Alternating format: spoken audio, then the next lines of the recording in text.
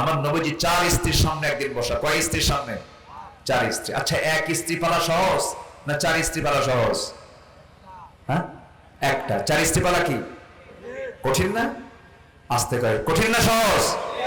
কঠিন। 4 স্ত্রীর সামনে রাসূল বসা। হঠাৎ করে একজন বলতেছে, হুজুর আপনি কাকে সবচেয়ে বেশি ভালোবাসেন? আমার রাসূল বললেন, কেন কেন আমাদের মধ্যে গন্ডগোল লাগছে? 4 জনই বলে আমাকে, কিন্তু আপনার মুখ থেকে আমরা শুনতে চাই। বলেন তো, প্রশ্ন কি সহজ না জটিল? শুধু জটিল না অতি জটিল? অতি জটিল। আমার রাসূল বললেন, শোনো, তোমরা আমাকে যে প্রশ্ন করছো এটার জবাব আমি আগামীকালকে সকালবেলা দিয়ে দেবো, যাও। 4 জনকে ঘরে পাঠায় দিলেন। আমার নবীজি করলেন কি, সন্ধ্যা হয়ে গেল, হাতের মধ্যে 8টা খেজুর নিলেন, 2টা করে প্যাকেট করলেন, 2টা করে খেজুর বরাদ্দ করলেন। প্রথমে আম্মা জান আয়েশার ঘরে ঢুকে বললেন, আয়েশা আমি তোমাকে দারুণ ভালোবাসি, আমি তোমাকে মহব্বত করি, আমি তোমাকে 2টা খেজুর মহব্বত করে দিয়ে গেলাম, কিন্তু তোমাকে 2টা খেজুর যে দিয়ে গেলাম এই কথা যেন অন্য কোনো স্ত্রী কানে না যায়, সাবধান। দ্বিতীয় স্ত্রী ঘরে গিয়ে এরকম কথাই বললেন, 2টা করে খেজুর দিলেন। 4 স্ত্রী ঘরে গেলেন, সমান করে হক আদায় করলেন, সুন্দর করে মিষ্টি কথা বললেন। এরপরে তিনি চলে আসলেন। পরের দিন সকালবেলা বুক ভরা আশা নিয়ে 4 জনই নবীর সামনে গিয়ে দাঁড়াইছে। এবার প্রশ্ন করছে, হুজুর আপনি আজকে জানাতে চেয়েছেন আপনি কাকে সবচেয়ে বেশি ভালোবাসেন? রাসূল বলেন, গত রাত্রিতে আমি যাকে লুকোচুরি করে 2টা খেজুর দিয়ে আসছি আমি তাকেই সবচেয়ে বেশি ভালোবাসি। যা, সুবহানাল্লাহ বলবেন না? Manage marriage life, manage life, marriage life, manage life. বিবাহিত জীবন হলো ম্যানেজ করার লাইফ। তাকে বুঝাতে হবে। বুদ্ধি বেশি কার, নারীর না পুরুষের? আসতে কয়। এটা কি আমার কথা? কার কথা? আসলে কার কথা? সাক্ষী যদি নিযুক্ত করা হয়, ইসলাম বলে পুরুষ যদি হয় 1 জন, নারী হবে কয়জন? কেন? আল্লাহ তো 2 জন না বলতে পারতেন, 1 জনও বলতে পারতেন। আল্লাহ জানেন যে সাক্ষী মেয়েদের কয়জন লাগবে, আল্লাহ ভালো করে জানেন।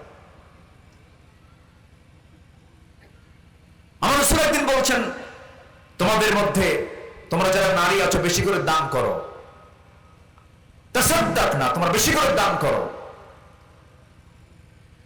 কেন? তোমাদের মধ্যে 2টা ঘাটতি আছে, একটা হচ্ছে ইলমের ঘাটতি, আরেকটা হচ্ছে ইবাদতের ঘাটতি। ইবাদতের ঘাটতি হলো পুরুষরা সারা মাস নামাজ পড়তে পারে, মেয়েরা পারে? আসতে পারে? মেয়েরা পারে? এটা মাফ করে দিয়েছেন কে? কিন্তু লস আছে না নাই? আসতে কয়, লস আছে না নাই? সেই লস কি আমাদের আছে? সেই ঘাটতি আমাদের আছে না? তোমাদের আছে ইলমের ঘাটতি। কেন? মহিলা সাহাবীরা বললেন, ইয়া রাসূলুল্লাহ কেন? রাসূল বললেন, পুরুষ সাক্ষী হলো 1 জন, নারী সাক্ষী কয়জন? 2 জন। মেডিকেল সায়েন্স বলছে পুরুষের ব্রেনের সেল হলো 49টা, মেয়েদের ব্রেনের সেল হলো 39টা। 10টা কম। দোষ কার? আল্লাহ। আল্লাহর কাছে দোষ, আল্লাহর দোষ। বুদ্ধি যদি সমান হয় কেউ কাউকে দাম দেবে না তো? মানবে না। বুদ্ধি যদি সমান হয় কেউ কাউকে মানবে না। শোনেন, আপনার বউ যত বড় শিক্ষিত হোক না কেন, যত বড় দায়িত্বশীল হোক না কেন, আপনার কাছে আপনার স্ত্রীর কাছে যখন কোনো বান্ধবী আসবে তখন সোজা গিয়ে আগে তার রান্নাঘর দেখাবে। রান্নাঘর দেখায় বলবে, বোন দেখো তো আমার রান্নাঘরটা কেমন হয়েছে। ঠিক আছে না? এটা নেচার দিয়েছেন। পরিচালক হবে নারী না পুরুষ? আসতে বলে, আরো জোরে, আরো জোরে। কোরআনের সরাসরি আয়াত, আর রিজালু কাওয়ামুনা আলান নিসা, নারীর পরিচালক পুরুষ হবে। হজে যদি কোনো মহিলা একা যেতে চায় হবে হজ, সাথে কে যাবে? পরিচালক। কে যাবে? পরিচালক। কে যাবে? স্বামী, ভাই, বাবা, চাচা, মামা, ছেলে, ভাতিজা, ভাগিনা, যে কোনো পুরুষকে, তার মহরম একজন পুরুষকে সাথে নিতে হবে, নচেত তারা হজের মতো ফরজ ইবাদত কবুল হবে না, হবে না, হবে না। ঠিক কিনা? তাহলে পরিচালনার দায়িত্ব আল্লাহ তাআলা দিয়েছেন নারীকে না পুরুষকে? জোরে কোন নারীকে না পুরুষকে? এখন চালায় কারা? আলহামদুলিল্লাহ। নাকি রাগ করতেছেন নাকি? আচ্ছা, নামাজে দাঁড়াবেন আপনি, ইমাম হবে কে? আসতে কয় স্বামী হবে না স্ত্রী হবে? স্বামী হবে। আমার বন্ধুগণ, কথার তো কোনো থামা নাই, বহুদিকে কথা চলে যায়। সাইয়েদনা ওমর ফারুকের মতো মানুষ মনে আছে আপনাদের? ওমর ফারুকের মতো মানুষ বউয়ের সামনে থেকে যখন মধুর বোতলটা টান দিয়েছেন, বউটার মন খারাপ। স্বামী আমাকে মাইন্ড করলো, স্বামী আমাকে সন্দেহ করলো, আমি ওজনে কম দেব মনে হয়, মনক্ষুণ্ণতা নিয়ে কথা বলা বন্ধ করে দিয়েছেন। ওমর ফারুক রাদিয়াল্লাহু তাআলা আনহু মধুর বোতলটা নিয়ে প্রতিবেশীর ঘরের মধ্যে ঢুকলেন। ঢুকে বলছেন, প্রতিবেশী শোনো, এই যে মধুর বোতল তোমাকে দিয়ে গেলাম, সমান 6টা ভাগ করবা। সমান 6 ভাগে ভাগ করে প্রত্যেক প্রতিবেশীর ঘরে ঘরে একটা করে ভাগ দিয়া তোমার নিজের জন্য একটা ভাগ নিয়ে তুমি আমাকে সর্বশেষ একটা ভাগ আমারে দিয়ে দিবা, সমান করে ভাগ করবা। কিন্তু সাইয়েদনা ওমর ফারুক রাদিয়াল্লাহু তাআলা তার অংশের মধুটুকু নিয়ে সোজা বউয়ের সামনে গিয়ে সালাম দিয়ে বলছে, বউ আমার, আল্লাহর কসম করে বলি, আমি তোমাকে ভালোবাসি, মহব্বত করি, আমি তোমাকে সন্দেহ করি নাই, আমি তোমার প্রতি কোনো সন্দেহ রাখি না কখনো। কারণ আমি রাষ্ট্র চালাই, তুমি আমার পরিবার চালাও। আমি রাষ্ট্র চালাই, তুমি আমার বাচ্চা কাচ্চার জন্য রান্না বান্না প্রস্তুত করো। আমি রাষ্ট্র চালাই, তুমি আমার সন্তানদের সকল কিছুর তত্ত্বাবধান করো। তুমি আমার ফ্যামিলির ম্যানেজার, আমি তোমাকে সম্মান করি। তুমি আমার সন্তানদের মা, আমি তোমাকে সম্মান করি, রেসপেক্ট করি। কিন্তু তুমি আমার প্রতি যদি সন্দেহ করো, ভুল ধারণা হবে। কিন্তু না না, আমার স্ত্রী শোনো, এই মধুর বোতলটা আমি তোমাকে দিয়েছিলাম ভাগ করার জন্য। পরক্ষণেই মনে হলো এই মধুর বোতলটা আমি তোমাকে যদি ভাগ করতে দেই, তুমি সমান ভাগে ভাগ করবে। কিন্তু মধু তো তরল জিনিস, এই তরল জিনিস যখন তুমি ভাগ করতে যাবে, সমান ভাগে ভাগ করলেও মধু ভাগ করতে নিয়ে 2 ফোঁটা হোক 3 ফোঁটা হোক মধু তোমার নখের সঙ্গে লেগে যাবে। এই 2-3 ফোঁটা মধু তোমার আমাদের অংশে বেশি আসুক, আমাদের হাতে লেগে থাকুক, এটা আমি মনে নাই চাই নাই মনে করে মধু ভাগের দায়িত্ব নিজেরা না আমি অন্যকে দিয়ে দিয়েছি। সুবহানাল্লাহ। এটার নাম তাকওয়া। এটার নাম কি? আসতে বলবেন, এটার নাম কি? তাকওয়া। সাইয়েদনা আলী রাদিয়াল্লাহু তাআলা আনহু, সাইয়েদনা আলী রাদিয়াল্লাহু তাআলা আনহু শীতের ভিতরে, প্রচন্ড শীত, আরব গালফের ভিতরে বছরে 1 মাস 2 মাস প্রচন্ড শীত থাকে। প্রচন্ড শীতের মধ্যে রাষ্ট্রের কিছু কম্বল তার কাছে জমা হলো, শত শত নয়, হাজার হাজার কম্বল। পার্শ্বে কম্বল রেখে সাইয়েদনা আলী থরথর করে কাঁপতেছেন। বলা হলো, আলী, পার্শ্বে কম্বল, তুমি হলে প্রথম একজন নাগরিক, ফার্স্ট ক্লাস নাগরিক, প্রথম নাগরিক এই রাষ্ট্রে। এতগুলো কম্বল থাকার পরও তুমি থরথর করে কাঁপতেছে। একটা কম্বল তুমি তোমার ভাগে পাবে, তুমি কম্বলটা নিয়ে গায়ে দাও। তিনি বলছেন, বন্টন হয়েছে নাকি? না, বন্টন হয় নাই। বন্টন হওয়ার আগ পর্যন্ত কম্বল আমার গায়ে দেওয়া জায়েজ নাই। সুবহানাল্লাহ। এটার নাম হলো আল্লাহর ভয়। কার ভয় বলেন? আসতে বলবেন না, কার ভয়?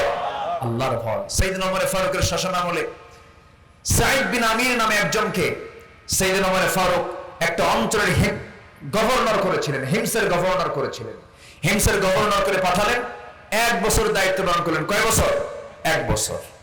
সাইয়েদনা ওমর ফারুকের কাছে হিমসের এলাকার লোকজন গিয়ে বলল, ওমর, এমন একজন গভর্নর দিয়েছেন, এটা চলবে না, এটা অচল, আপনি তাকে তলব করুন। আমরা তার গভর্নরের দায়িত্ব আমরা মেনে নিতে পারছি না। তার মধ্যে আমরা বেশ 3 থেকে 4টা দোষ পাচ্ছি। কি কি দোষ বলো তো? সাইয়েদনা ওমর ফারুকের সামনে জনগণ অভিযোগ করলো, 1 নম্বর দোষ হলো প্রত্যেকদিন অফিসে দেরি করে যায়। আচ্ছা, আমি কি শেষ করে দেব নাকি? এই যে 2 একজন করে উঠে যায়, সমস্যা আপনাদের? অসুবিধা না? অসুবিধা হচ্ছে আপনাদের? আরেকটু সময়, আমিও তো যাব, আমিও তো বাড়ি যাব। শেষটা আমরা দোয়া করে যাব। জোরে বলি ইনশাআল্লাহ, আর জোরে বলি ইনশাআল্লাহ। একটু বসে, কত সময় তো আমরা এদিক সেদিক নষ্ট করে ফেলি। চার দোকানে বসলে গোটা রাত পারি হয়ে যায়। রাত 3টার দিকে ব্রাজিল আর্জেন্টিনার খেলা হলে 3টার দিকে, 2:30টার দিকে ওটা উজু করে তাহাজ্জুদ পড়ে কয়, আল্লাহ আমার দরজা বাজিতে, এরপরে খেলায় বসে। কত সময় আমরা নষ্ট করি। একটু বসেন না, একটু বসে। হিমসের গভর্নর সাইদ বিন আমিরের বিরুদ্ধে জনগণকে রিপোর্ট করছে খলিফার কাছে। 3টা দোষ তার মধ্যে আমরা পেয়েছি। নাম্বার 1 হলো অফিসে যেতে দেরি করেন। নাম্বার 2 হলো সপ্তাহে একদিন তিনি অফিসে যান না। নাম্বার 3 হলো মাঝে মাঝে অফিসের ভিতরে মৃগী রোগীর মতো অজ্ঞান হয়ে পড়ে থাকে।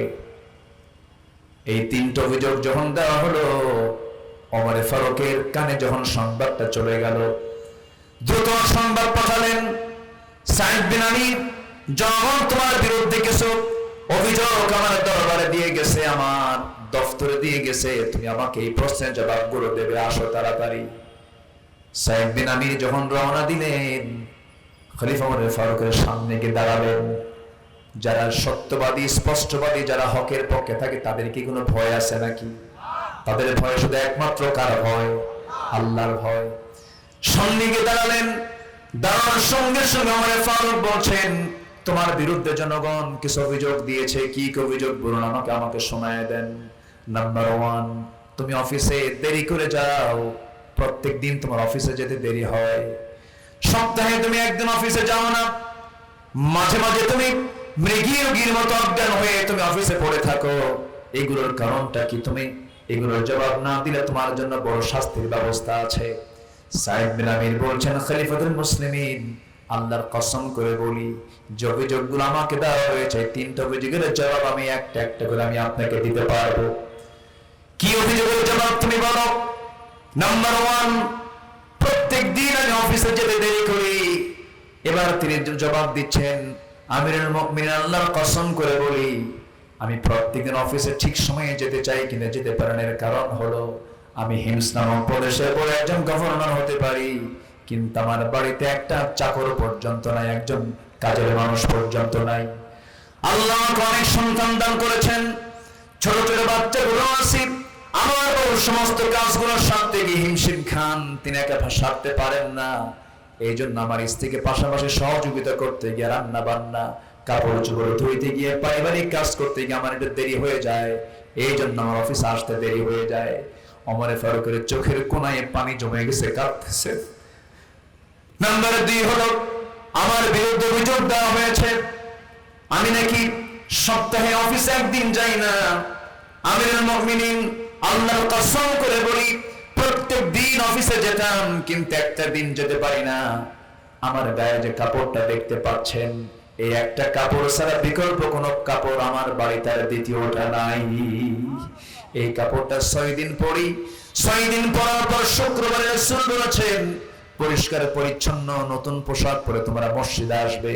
সেই দিন গোসলটা করো সুন্নাত, আমি গোসলটা উত্তম রূপে করি। কাপড় আমার একটা মাত্র কাপড় ধুইতে দিলে আমি অন্য কোনো কাপড় পরতে পারি না, কাপড়ই তো আমার নাই। সেই শুকায় দুপুরে রাত দিয়া জুমার নামাজ পড়তে যাই। এই জন্য সপ্তাহে একটা দিন আমি জুমার দিন আমি অফিস করতে পারি না। নাম্বার 3 প্রশ্ন হলো, মাঝে মাঝে তুমি অফিসে গিয়ে মৃগী রোগীর মতো অজ্ঞান হয়ে পড়ে থাকার কারণটা কি? সাইয়েদনা ওমর ফারুকের সামনে যখন এখন এমন প্রশ্ন যখন করা হলো, সঙ্গে সঙ্গে সাইদ বিন আমির বলছেন, সাইয়েদনা ওমর ফারুক রাদিয়াল্লাহু তাআলা আনহু, আল্লাহর কসম করে বলে আমি অসুস্থ নই, কিন্তু একটা কথা মনে হলে পরে আমি অজ্ঞান হয়ে পড়ে যাই। কি সেটা? হুজুর, আপনার প্রিয় সাহাবী, আমার প্রিয় ভাই, সেই সাহাবীর নাম হলো খুবাইব ইবনে আদি রাদিয়াল্লাহু তাআলা আনহু। সেই খুবাইবকে, আপনার প্রিয় সাহাবীকে মক্কার কুরাইশরা যখন মক্কা থেকে ধরে এনে, মদিনা থেকে ধরে এনে মক্কার জেলখানায় যখন রাখা হলো, জেলখানায় রাখার পর সেই জেলখানায় থাকা অবস্থায় খাওয়া দাওয়া বন্ধ করে দেওয়া হলো। খাওয়া দাওয়া বন্ধ করলে হবে কি? তার খাওয়া দাওয়া বন্ধ করেছে কুরাইশরা, তার খাওয়ার বন্দোবস্ত করেছেন আমার আল্লাহ তাআলা নিজে। 4টা মাস যখন খাওয়া দাওয়া হলো না, আল্লাহ তাআলা জান্নাতের খাবারগুলো তাকে খাওয়ায় দিলেন। কুরাইশরা মনে মনে চিন্তা করলো, খুবাইবকে যদি আমরা বেঁচে রাখি, মানুষ তো দিন গ্রহণ করা শুরু করে দিবে, খাওয়া ছাড়া একজন মানুষ কতক্ষণ বাঁচতে পারে?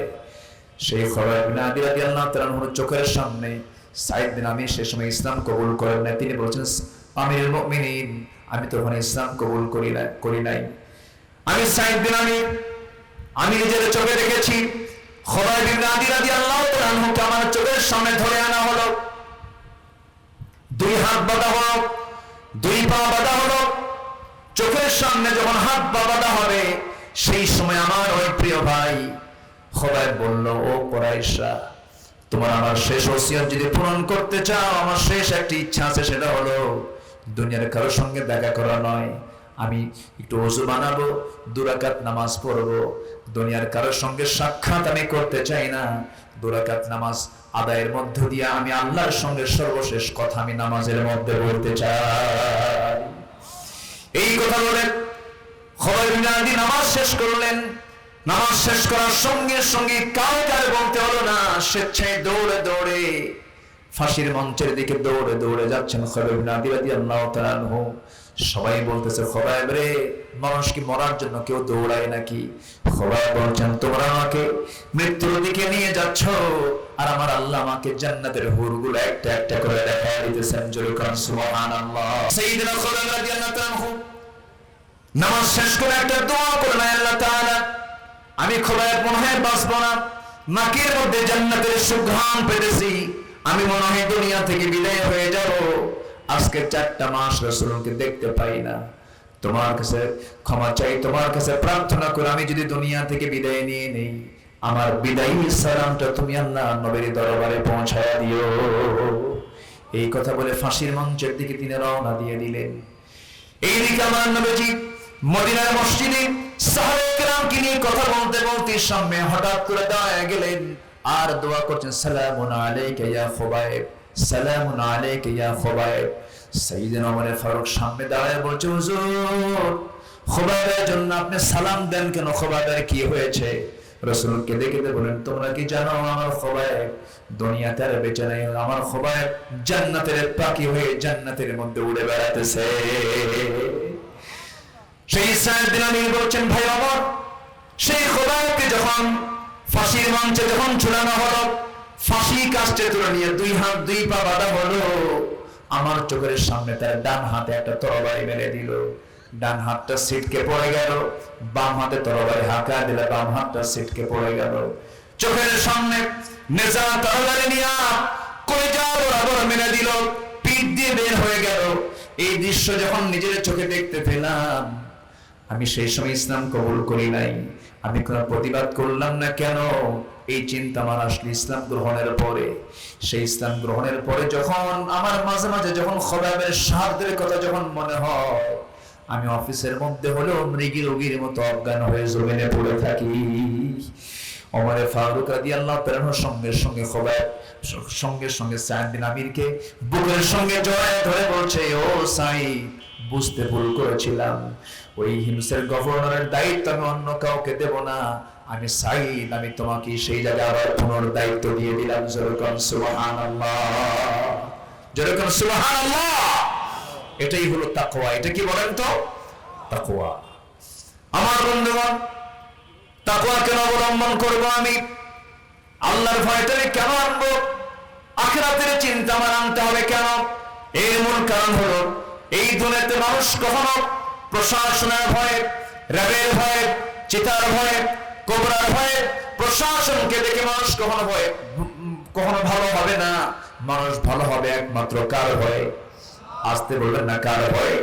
আমরা ভয় করব কাকে? আমরা হুকুম মেনে চলবো কার?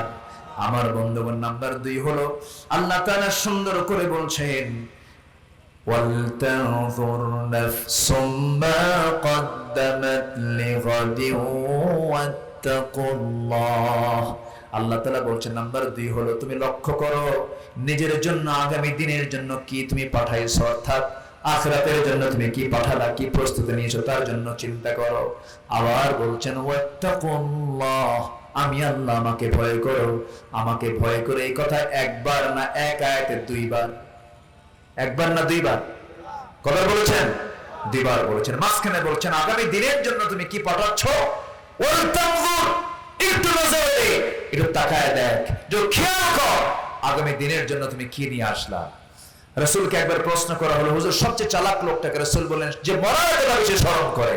ক্বালা আকসারুকুম যিকরান লিল মাউত ওয়া আকসারুহুম ইস্তি'দাদ। আল্লাহু আকবার বলেন। সম্মানিত ভাইরা, নাম্বার 3 হলো আল্লাহকে ভুলে না যাওয়া। কাকে ভুলে না যাওয়া বলেন তো? আল্লাহকে ভুলে যাওয়ার লোক তো নাই মনে হয়। আল্লাহকে ভুলে যায় কখন মানুষ? যখন সে পাপ কাজ করে। পাপ কাজ করা মানে কি? সে কাকে ভুলে গেছে? আসতে বলে না, কাকে ভুলে গেছে? আল্লাহ তাআলা আবার, আচ্ছা দেখা যাক ইনশাআল্লাহ। এখানে অনুরোধ আসছে, ঠিক আছে, আমি রক্ষা করার চেষ্টা করব ইনশাআল্লাহ। সম্মানিত ভাইয়েরা, আল্লাহ বলছেন তুমি আমাকে ভুলে যেও না। ওয়ালা তাকুনু কাল্লাযীনা নাসুল্লাহ ফাআনসাহুম আনফুসাহুম, আল্লাহকে ভুলে না যাওয়া। এই ভুলে যাওয়ার কথাটা আল্লাহ তাআলা আরেক জায়গায় বলছেন সূরা মুদ্দাসসিরের মধ্যে। আচ্ছা, আমি যে আয়াত ঘন ঘন বলছি, কষ্ট পাচ্ছেন না তো? আয়াত যদি ঘন ঘন হয় বরকত কমবে না বাড়বে? বাড়বে। আল্লাহ রাব্বুল আলামিন আরেক জায়গায় এই ভুলে যাওয়ার প্রসঙ্গ নিয়ে বলছেন, ওয়ামান আ'রাদা আন যিকরি ফাইন্না লাহু মাঈশাতান দানকা ওয়া নাহশুরুহু ইয়াওমাল কিয়ামাতি আ'মা قال رب لم حشرتني أعمى وقد كنت بصيرا। আল্লাহ রাব্বুল আলামিন বলছেন, এই দুনিয়ার জিন্দেগিতে আমার জিকির থেকে যারা নিজেকে গুটিয়ে রাখবে, আমার স্মরণ থেকে, আমার কিতাব থেকে, আমার কোরআন থেকে, আমি আল্লাহ আমার স্মরণ থেকে যারা নিজেকে দূরে রাখবে, আল্লাহ বলছেন আমি তার জন্য কয়েকটা জিনিস আমি তার জীবন থেকে মাইনাস করব। নাম্বার 1 হলো ফাইন্না লাহু মাঈশাতান দানকা, এই দুনিয়ার জীবনটা আমি তার জন্য সংকীর্ণ করে দেব। এই দুনিয়ার জীবনে সে শান্তি পাবে না, আরাম পাবে না, হাজার হাজার কোটি টাকার মালিক, কিন্তু প্রশান্তির কোনো গন্ধ তার মধ্যে থাকবে না। এমন কোটি টাকার মালিক শান্তি নাই এমন লোক আমার দেশে আছে না নাই? আসতে বলবেন না, আছে না নাই? সপ্তাহে 3-4 বার ডায়ালিসিস করা লাগে, নাম বলবো না আমি। হাজার হাজার কোটি টাকার মালিক ডায়ালিসিস ছাড়া চলে না। হাজার হাজার কোটি টাকার মালিক, সন্তানগুলো বিভ্রান্ত, সন্তানগুলো মানুষ হয় নাই, সন্তানদের সন্ত্রাসের শিকার হয় বাপ, খোদ নিজেই বাপ নিজ পর্যন্ত এটার শিকার হয়ে যায়। বাড়ির মধ্যে ঢুকলে শান্তি নাই, বাইরে ঢুকলে শান্তি নাই। হাজার হাজার কোটি টাকার মালিক কিন্তু শান্তি না। আল্লাহ বলছেন যারা আমার জিকির থেকে নিজেকে গুটিয়ে রাখবে, দুনিয়ার জীবন আমি তার জন্য সংকীর্ণ করে দেবো, কোথাও সে শান্তি পাবে না। কি কথা কি বোঝা যায়? দেখবেন অনেক গরিবের ঘরে শান্তি আছে, আছে না? আসতে বলে শান্তি আছে না নাই বলেন তো? আছে। গ্রামের লোক বেশি খায় না শহরের লোক বেশি খায়? বলেন বলেন। গ্রামের লোক বেশি খায় না শহরের লোক বেশি খায়? কিন্তু সম্পদ বেশি কাদের? শহরের মানুষের সম্পদের পরিমাণটা বেশি। তারা কোটি কোটি টাকার মালিক, কিন্তু ভাত খেতে পারে না, খাওয়ার রুচি নাই। ডাক্তার লিমিটেশন করে দিয়েছে। হ্যাঁ, খাওয়া, এই তো ফাইন একটা কথা বলেছেন। আল্লাহ কয় তুই অর্থাৎ টাকার মালিক হ, কিন্তু তোকে আমি মেপে মেপে খাওয়াবো। 1 গ্রাম, 1.5 গ্রাম, 2 গ্রাম। কথা বোঝেন নাই? খেতে বসে হাজার কোটি টাকার মালিক সামনে 1 কেজি আঙ্গুর নিয়ে বসে, 2 কেজি আপেল নিয়ে বসে, 1 কেজি মিষ্টির প্যাকেট নিয়ে বসে। যখন খাইতে বসে তখন পিএস সাহেব এসে বলে, স্যার আপনি তো বসছেন এতগুলো আঙ্গুর নিয়ে, আঙ্গুর খেতে পাবেন মোটে একটা। মোটে কয়টা? একটা আঙ্গুর আপনি খেতে পারবেন। একটা আঙ্গুর খায় আর এতিমের মতো আঙ্গুরগুলোর দিকে ছায়া থাকে। আরে কপাল রে, খেতে পারলাম না। কি কথা কি বুঝতেছেন আপনি? কিন্তু শহরের মানুষ যখন এরকম করে খায়, গ্রামের মানুষকে এরকম করে খায়। গ্রামের মানুষ খায় হিসাব কইরা না লুঙ্গির গিটটা খুইলা, লুঙ্গির গিটা খুইলা খায়। সারাঙ্গুলো কপাল বাদে সব পেট। ফজর নামাজ পড়ে বের হয়েছে আঙ্গুর নিয়া, 9টা পর্যন্ত কাজ করে বাড়িতে এসে বউকে বলে গিন্নি তাড়াতাড়ি গামলা নিয়ে আয়, ডিশ নিয়ে আয়। ঠিক আছে না? এলাকে কি কয়? গামলা নিয়ে আয়, গামলা নিয়ে আয়। সামনে 1 ডিশ, 1 গামলা। পান্তা নিয়ে বসলো, 2-3টা পেঁয়াজ নিল আর শুকনা মরিচ নিল। শুকনা মরিচ আর কাঁচা মরিচ 1টা কামড়, আর কাঁচা পেঁয়াজ 1 কামড়। এতগুলো 1 পোয়া খারেক মুখের মধ্যে দিল ভাত তুইলা। 4 মিনিটে গো গাছে গাবলা শেষ। যখন বলা হয় আর কি লাগবে, আরেক গাবলা হলে ভালো হয়। আলহামদুলিল্লাহ বলবেন না? জোরে কোন আলহামদুলিল্লাহ। শান্তি দেওয়ার মালিককে, রিজিক দেওয়ার মালিককে। টাকা থাকলে কি শান্তি আসে? পয়সা থাকলে শান্তি আসে? আল্লাহ বলছেন তুই আমার জিকির করবি, দুনিয়ার জীবন আমি তোকে প্রশান্তি দেব। তুই আমার জিকির করবি না, আমার কোরআন থেকে তুই দূরে থাকবি, আমার আইন কানুন থেকে দূরে থাকবি, ফাইন্না লাহু মাঈশাতান দানকা, তোর সন্তান তোরে থাপড়াবে, ঠিক কি না?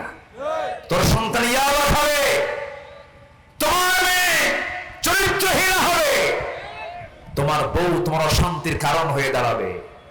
তোমার বউকে পর্দার মধ্যে রাখো, তোমার সন্তানকে দিন শেখাও, তোমার মেয়েকে পর্দা শেখাও, তোমার ছোট্ট পরিবারটা হয়ে যাবে জান্নাতের টুকরা। জিকির মানে হলো কার হুকুম মেনে নেওয়া? আসতে বলবেন না, কার হুকুম মেনে নেওয়া? আল্লাহর হুকুম মেনে নেওয়া। আল্লাহ কবুল করুন, জোরে বলি আমিন। আরো জোরে আল্লাহুম্মা আমিন। কষ্ট দিচ্ছি আপনাদেরকে, কষ্ট পাচ্ছেন না তো? ফ্যানটা একটু ঘুরে দেন, আমি ঘেমে যাচ্ছি, সমস্যা নেই, ফ্যানটা একটু ঘুরে দেন। ফ্যানের বাতাসে মুখে বাতাস ঢুকে গলাটা ভেঙে যায়, কষ্ট হয়। হ্যাঁ, মানে আমার মহব্বতে ফ্যানটা ঘুরাই দিছে, কিন্তু আমার তো একটু মহব্বত হবে না, আমার বিপদ হবে। একটু ঘুরাই দিলাম। এমপি সাহেব আপনার কষ্ট হচ্ছে না তো? জি আলহামদুলিল্লাহ। সম্মানিত ভাইয়েরা, তাহলে এক নাম্বার হলো আমরা ভয় করব কাকে? আর চিন্তা হবে দুনিয়ার না আখিরাতের। আচ্ছা, চিন্তা করবো আমরা স্থায়ী চিন্তা না অস্থায়ী চিন্তা? দুনিয়াটা অস্থায়ী না স্থায়ী? তাহলে আমাদের চিন্তা করা দরকার স্থায়ী জীবনের না অস্থায়ী জীবনের। প্যাসেঞ্জার জীবনের কোনো টেনশন আছে? আমাদের টেনশন করতে হবে পার্মানেন্ট লাইফ, জান্নাত নিয়ে আমাকে ভাবতে হবে। আল্লাহ কবুল করুন, জোরে বলি আমিন। এই পরামর্শ কে দিচ্ছেন? আল্লাহ দিচ্ছেন। আমার বন্ধুগণ, আল্লাহ রাব্বুল আলামিন বলেন যারা আমাকে ভুলে যাবে আমি তাদেরকে ভুলে যাব, এবং আখিরাতের জিন্দেগি তারা ক্ষতিগ্রস্ত হয়ে যাবে, এবং তাদেরকে আমি আখিরাতে হাশরের ময়দানে আমি তাদেরকে, আজকে যে সূরা থেকে কথা বলছে সেই সূরার নামটাও সূরাতুল হাশর। আল্লাহ তাআলা বলছেন আমার জিকির থেকে যারা নিজেকে গুটিয়ে রাখবে আমি তাদেরকে দুনিয়ার জীবনকে সংকীর্ণ করে দেব। নাম্বার 2 হলো ওয়ানাহশুরুহু ইয়াওমাল কিয়ামাতি আ'মা, আমি তাদেরকে কিয়ামতের দিন তাকে আমি অন্ধ করে তুলব। কি করে তুলব? অন্ধ করে তুলব, কানা হয়ে উঠবে সে। সেদিন আল্লাহকে প্রশ্ন করবে ক্বালা রাব্বি লিমা হাশারতানি আ'মা ওয়া ক্বাদ কুনতু বাসীরা, ও আল্লাহ তুমি আজকে আমাকে অন্ধ করে কেন তুলেছ? আমি তো চক্ষুওয়ালা ছিলাম। قال كذلك أتتك آياتنا فنسيتها وكذلك اليوم تنسى। আল্লাহ বলবেন আমি তোকে দুনিয়ার জিন্দেগিতে চোখ দিয়েছিলাম, সবকিছু দিয়েছিলাম, কিন্তু তুই আমাকে ভুলে গিয়েছিস, আমাকে তুই স্মরণ করিস না। এই জন্য আজকের দিনে তুই আমাকে ভুলে যাবার কারণে দুনিয়াতে আজকের দিনে আমি তোকে ভুলে গেলাম। জোরে কর নাউযুবিল্লাহ। দুনিয়াতে ভুলবো না আল্লাহকে, আল্লাহ ভুলবেন না আখিরাতে। আর দুনিয়াতে ভুলবো আল্লাহকে, ভুলে যাবেন আখিরাতে কে? আল্লাহ আমাকে ভুলে যাবেন। আমার বন্ধুগণ, আল্লাহ কত সুন্দর করে বান্দাকে বুঝায় দিচ্ছেন। এরপরে বান্দাকে বলছেন বান্দা তুমি যদি এমনটা করো তাহলে তুমি ফাসিক হয়ে যাবে। আল্লাহ তাআলা ফাসিকের খেতাব দিয়ে বলছেন। আল্লাহ রাব্বুল আলামিন তার পরবর্তী আয়াতে সুন্দর করে বলছেন উলাইকুল ফাসিকুন বলি বলছেন লা ইয়াস্তাভি আসহাবুন নারি ওয়া আসহাবুল জান্নাহ আসহাবুল জান্নাতি হুমুল ফাইজুন। জান্নাতের বাসিন্দা আর জাহান্নামের বাসিন্দা কখনো সমান হতে পারে না। জান্নাতের যারা বাসিন্দা হবে তারাই হবে মহা সাফল্যবান। জোরে বলে সুবহানাল্লাহ। সর্বনিম্ন জান্নাত যে বান্দাকে দুনিয়া থেকে মারা যাওয়ার পরে আল্লাহ পাক যে বান্দা সর্বনিম্ন জান্নাত বান্দাকে দিবেন, সেই জান্নাতের এরিয়াটা হবে 10টা পৃথিবীর মতো একটা জান্নাত। জোরে কোন সুবহানাল্লাহ। সেই জান্নাত কি সবাই পেতে চায়? সেই জান্নাত কি সবাই পেতে চায়? তাহলে নিজের বউকে কি বেপরদায় রাখবো, বেহায়া করে রাখবো? নিজের বউয়ের ছবি উলঙ্গ করে, বেহায়া করে, লিপস্টিক লাগায়, অর্ধলগ্ন করে ফেসবুকে পোস্ট করে এমন স্বামী বাপ মায় আছে না নাই? এগুলো কি জান্নাতের কাজ? আসতে নিয়ে আমি যখন আজকে রোডে আসতেছি, আমার ড্রাইভার আমার ড্রাইভার মহাশয়, ড্রাইভার তো ড্রাইভার, আমারও ড্রাইভার মানে কি আমারও পরিচালক, বুদ্ধি ওদেরও কম না। আমারও ওয়াজ করলো একটা, বললাম তুমি এই ওয়াজটা পাইলা কই? তো বলতেছে দেখেন হুজুর, দেখেন এই যে হোন্ডায় চড়ে পিছনে একটা মহিলাকে নিয়ে যাচ্ছে, হোন্ডার সিসি যদি হয় 150, আর এই মহিলা চড়ার জন্য গাড়ির সিসি হয়ে গেছে 250। আছে না? আছে কি না? এই নোংরামিগুলো, এই নোংরামিগুলো নিজের বউ আপনি নিজে দেখবেন, অন্যকে দেখাবেন কেন? নিজের বউয়ের ছবি ফেসবুকে পোস্ট করে বলে আসুন আমার বউটাকে সবাই জামাতের সাথে দেখি, জোরে করে নাউজুবিল্লাহ। এগুলো জান্নাতের কাজ নয়। স্ত্রী, পরিবার, পরিজন, সন্তানাদি মেয়েদেরকে পর্দায় রাখার দরকার আছে না নাই? পর্দার হুকুম কি কোনো হুজুরের না আল্লাহ? পর্দার হুকুম কে দিয়েছেন? ইউদনিনা আলাইহিন্না মিন জালাবিবিহিন্না, আল্লাহ তাআলা একদম স্পষ্ট করে জানিয়ে দিয়েছেন সূরা নূরের ভিতরে, সূরা আহজাবের মধ্যে একদম স্পষ্ট করে পর্দার বিধানগুলো দিয়েছেন। আসুন আমরা আমাদের পরিবারকে, আমরা আমাদের নিজ জীবনকে আখিরাতের জন্য প্রস্তুত করি। ওয়ালতানজুর নাফসুম মা কদ্দামাত লিগাদ, আল্লাহ তাআলা সেই আয়াতকে ফলো করে আমাদের জীবনকে আখিরাতের জন্য প্রস্তুত করে রাখি, যেন আমরা সেই দিন বেইজ্জতের মুখোমুখি না হই। আমরা যেন সেদিন আল্লাহর সামনে বুক উঁচু করে ইমানদারের কাতারে দাঁড়াতে পারি। তৌফিক সবাইকে দান করুন। জোরে বলি আল্লাহুম্মা আমিন, আরো জোরে আল্লাহুম্মা আমিন। আজকের এই মাহফিলে সবচেয়ে নিকটতম এই মাহফিলের সঙ্গে, মাহফিল স্পটের সাথেই যার বাড়ি, আমাদের এমপি মহোদয়, আজকে টোটাল সময় তিনি পাশে বসে তার মূল্যবান সময় তিনি কোরআনের জন্য ব্যয় করেছেন। আমরা তার জন্য দোয়া করি। তিনি নবনির্বাচিত এমপি, নতুন এমপি তিনি হয়েছেন, নতুন দায়িত্ব তিনি গ্রহণ করেছেন। আল্লাহ তুমি তাকে ওমরের মতো ভূমিকা পালন করার তৌফিক দিয়ে দাও। আল্লাহ তুমি তাকে ওমরের মতো ন্যায়ের পথের প্রতীক বানিয়ে দাও, হককে চেনার তৌফিক দিয়ে দাও। জনগণের এই বিশাল আমানত অত্যন্ত যত্নের সাথে, অত্যন্ত যত্নের সাথে পালন করার তৌফিক তুমি আল্লাহ তাকে দিয়ে দাও। আল্লাহ তুমি তাকে দ্বীনের জন্য, কোরআনের জন্য কবুল করে দাও। আমরা এই আশাবাদ কামনা করছি। মাহফিল কমিটিকে ধন্যবাদ জানাচ্ছি। আমাদের প্রিন্সিপাল মহোদয়, হাজার হাজার ছাত্র, হাজার হাজার ওস্তাদ, হাজার হাজার আলেমের যিনি ওস্তাদ, আল্লাহ তুমি তাকেও কবুল করো। যারা আসছেন আল্লাহ তুমি তাদেরকেও কবুল করো। এবং আমরা একই সামিয়ানার নিচে বসে এই বৈশাখের খরতাপে, বৈর আবহাওয়ার মাঝেও যে আমরা কোরআনের জন্য সময়টা ব্যয় করলাম, এই সময়টা যেন আমাদের জান্নাতের কারণ হয়ে যায় এবং আরশ আজিমের ছায়ার জন্য আল্লাহ তাআলা আমাদেরকে একসঙ্গে থাকার তৌফিক দান করেন। এই আশীর্বাদ কামনা করছি। প্রায় 1টার কাছাকাছি বেজে যাচ্ছে। আমরা চাইবে এখন কার কাছে? আসতে বলবেন না, কার কাছে চাবো? আমরা আল্লাহর কাছে চাবো। সবাই বলি সুবহানাকাল্লাহুম্মা ওয়া বিহামদিকা আশহাদু আল্লা ইলাহা ইল্লা আনতা আস্তাগফিরুকা ওয়া আতুবু ইলাইকা। চিৎকার মেরে বলি ইয়া আল্লাহ, আমার জীবনে সাগীরা কাবীরা, ছোট বড় সব গুনাহ তুমি আল্লাহ মাফ করে দাও, মাফ করে দাও। জোরে বলুন ইয়া রাব্বাল আলামিন, ইয়া রাব্বাল আলামিন, ইয়া রাব্বাল আলামিন। সবাই নামাজের মতো করে বসি, আমরা আল্লাহর কাছে চাবো ইনশাআল্লাহ। আপনি দোয়া করে দেন। হ্যাঁ, সব আমি করব। পানির জন্য দোয়া করব। পানির দরকার আছে। সেদিন চিরাগং মাহফিল ছিল বাঁশখালীতে। তো বাঁশখালী মাহফিল, আমি বললাম ভাই বৃষ্টি হয় না, আমরা বৃষ্টির জন্য দোয়া করি। এক পক্ষ দাঁড়ায় গেছে বৃষ্টি আমরা চাই না। কেন? আমাদের লবণ শেষ হয়ে যাবে। ওদের লবণের মাঠ, তো লবণের মাঠ ওলা বৃষ্টি চায় না। আচ্ছা জি, তো বৃষ্টি প্রয়োজন। মানুষ মারা যাচ্ছে। আজকে হিট স্ট্রোকে গোটা দেশে বেশ কিছু মানুষ ইন্তেকাল করেছে। চরম বৈরী আবহাওয়া। আল্লাহ তুমি তোমার রহমতের বৃষ্টি দিয়ে তোমার জমিনটাকে শীতল বানিয়ে দাও। জোরে বলি আল্লাহুম্মা আমিন। আল্লাহর ফয়সালা। যখন অতিবৃষ্টি, অনাবৃষ্টি লক্ষ্য করব আমরা, তখন বুঝতে হবে জমিনটা পাপের পরিমাণ কমেছে না বেড়েছে? বেড়েছে। আমরা যদি পাপ কমিয়ে দিই হাজারো দোয়ার চাইতে এটাই সবচেয়ে উত্তম কাজ হবে। আমরা দোয়া করলাম কিন্তু পাপটা ঠিকই রেগুলার করলাম তা নয়। পাপের কাম যখন কমে যাবে, রহমত নাজিল করবেন কে? বরকত নাজিল করবেন কে? গোটা দেশে সালাতুল ইস্তেসকা কিন্তু কম হচ্ছে না, প্রচুর সালাতুল ইস্তেসকা আদায় হচ্ছে। লক্ষ লক্ষ মুসলমান দোয়া করছে, কিন্তু এত দোয়াগুলো যাচ্ছে কোথায়? এর মূল কারণ কি জানেন? আমরা জমিনটাকে পাপ দিয়ে ভরপুর করে ফেলেছি। আমরা পাপ কমিয়ে ফেলি, নিজে নিজে সচেতন হয়ে যাই, পাপ মুক্ত জীবন গড়ি, পাপ মুক্ত পরিবার গড়ি, পাপ মুক্ত সমাজ গড়ি। আল্লাহ তাআলা সেই তৌফিক দান করুন। জোরে বলি আল্লাহুম্মা আমিন। একজন ভাই, কি এটা তেলাওয়াত শুনতে চাচ্ছেন? তেলাওয়াত শুনবেন আপনারা? আগ্রহ আছে?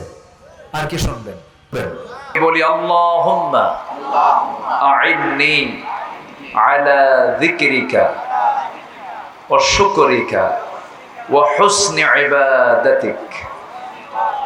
আমরা আল্লাহ তাআলার শুকর আদায় করে নিলাম। একটু উঠতে দেরি হলো, এখন তো রাত ছোট, সন্ধ্যা হতে হতে প্রায় 7টা বেজে যায়।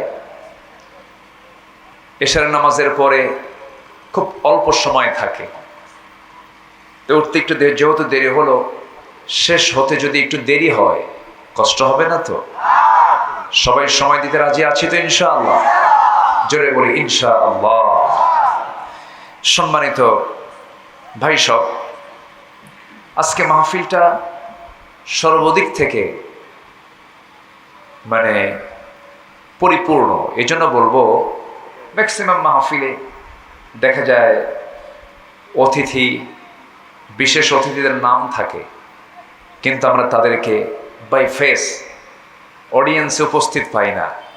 আজকে বাগমারা নির্বাচনী আসনের মাননীয় সাংসদ, তিনি আমাকে দাওয়াত দিয়েছিলেন যখন তিনি সংসদ সদস্য হননি, সেই সময় উনি আমাকে দাওয়াত দিয়েছিলেন। আজকে আল্লাহ তাআলা তাকে এমন সম্মান ইজ্জত তাকে দান করেছেন, তিনি পাশে বসে আছেন। আজকে পোস্টারে লিখিত সব মেহমান মাহফিলে হাজির। বলি আলহামদুলিল্লাহ, জোরে বলি আলহামদুলিল্লাহ। সম্মানিত উপস্থিতি, যিনি আমার বাম পাশে বসা আছেন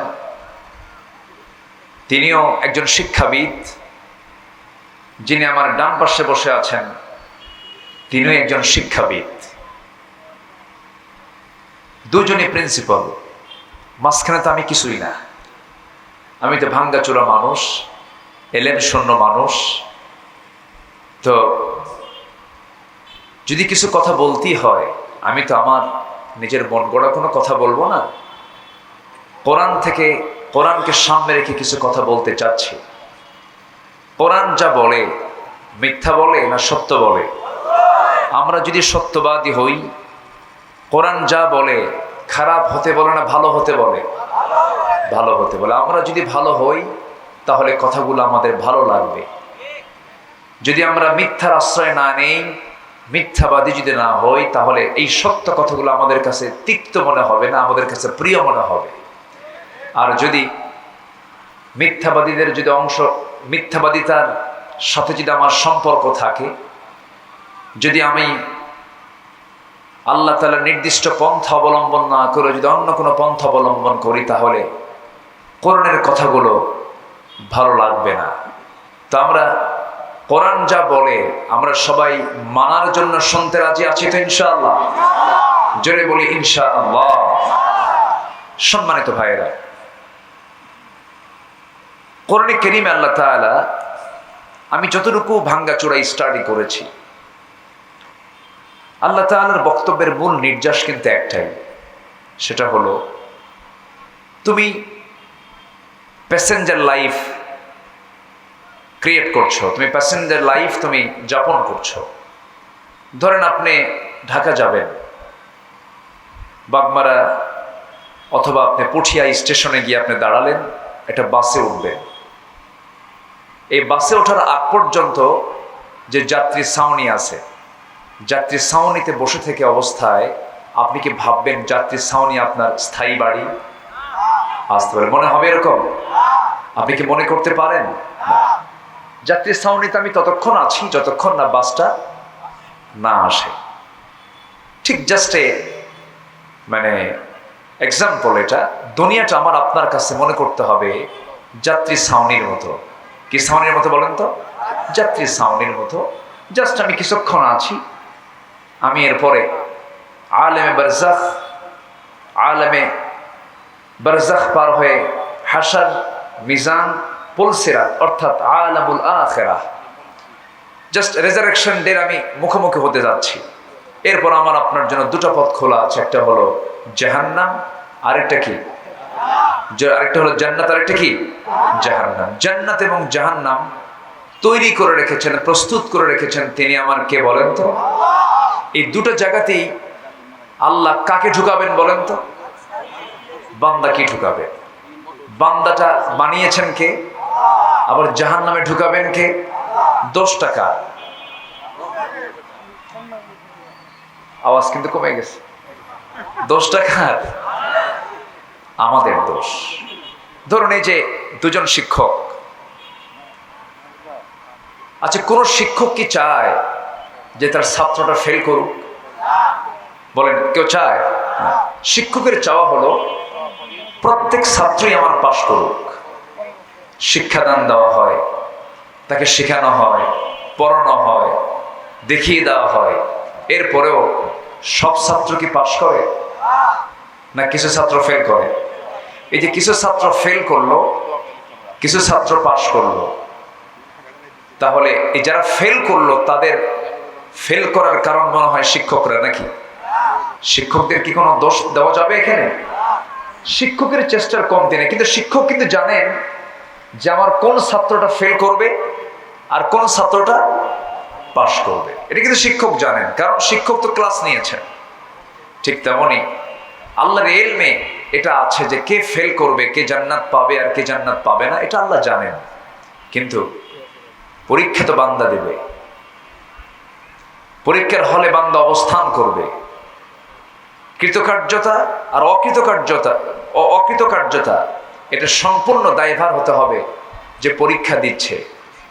সম্মানিত ভাইয়েরা, আমরা এই দুনিয়াতে আল্লাহ তাআলা আমাদেরকে একটা লক্ষ্যে পাঠিয়েছেন। এই জন্য আল্লাহ তাআলা দরদ নিয়ে ইমানদারকে ডাক দিচ্ছেন। সূরাতুল হাসর থেকে আমি শেষ দিকের কয়েকটা আয়াতে কারীম আমি তেলাওয়াত করেছি।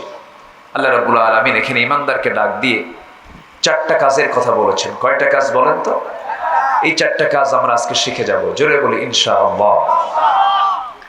ইমানদারকে ডাক দিচ্ছেন আল্লাহ রাব্বুল আলামিন বলেন, ইয়া আইয়ুহাল্লাযীনা আমানু তাকুল্লাহা ওয়াল তানজুর নাফসুম মা قدمت لغد واتقوا الله إن الله خبير بما تعملون ولا تكونوا كالذين نسوا الله فأنساهم أنفسهم أولئك هم الفاسقون جربوا الله أكبر لا يستوي أصحاب النار وأصحاب الجنة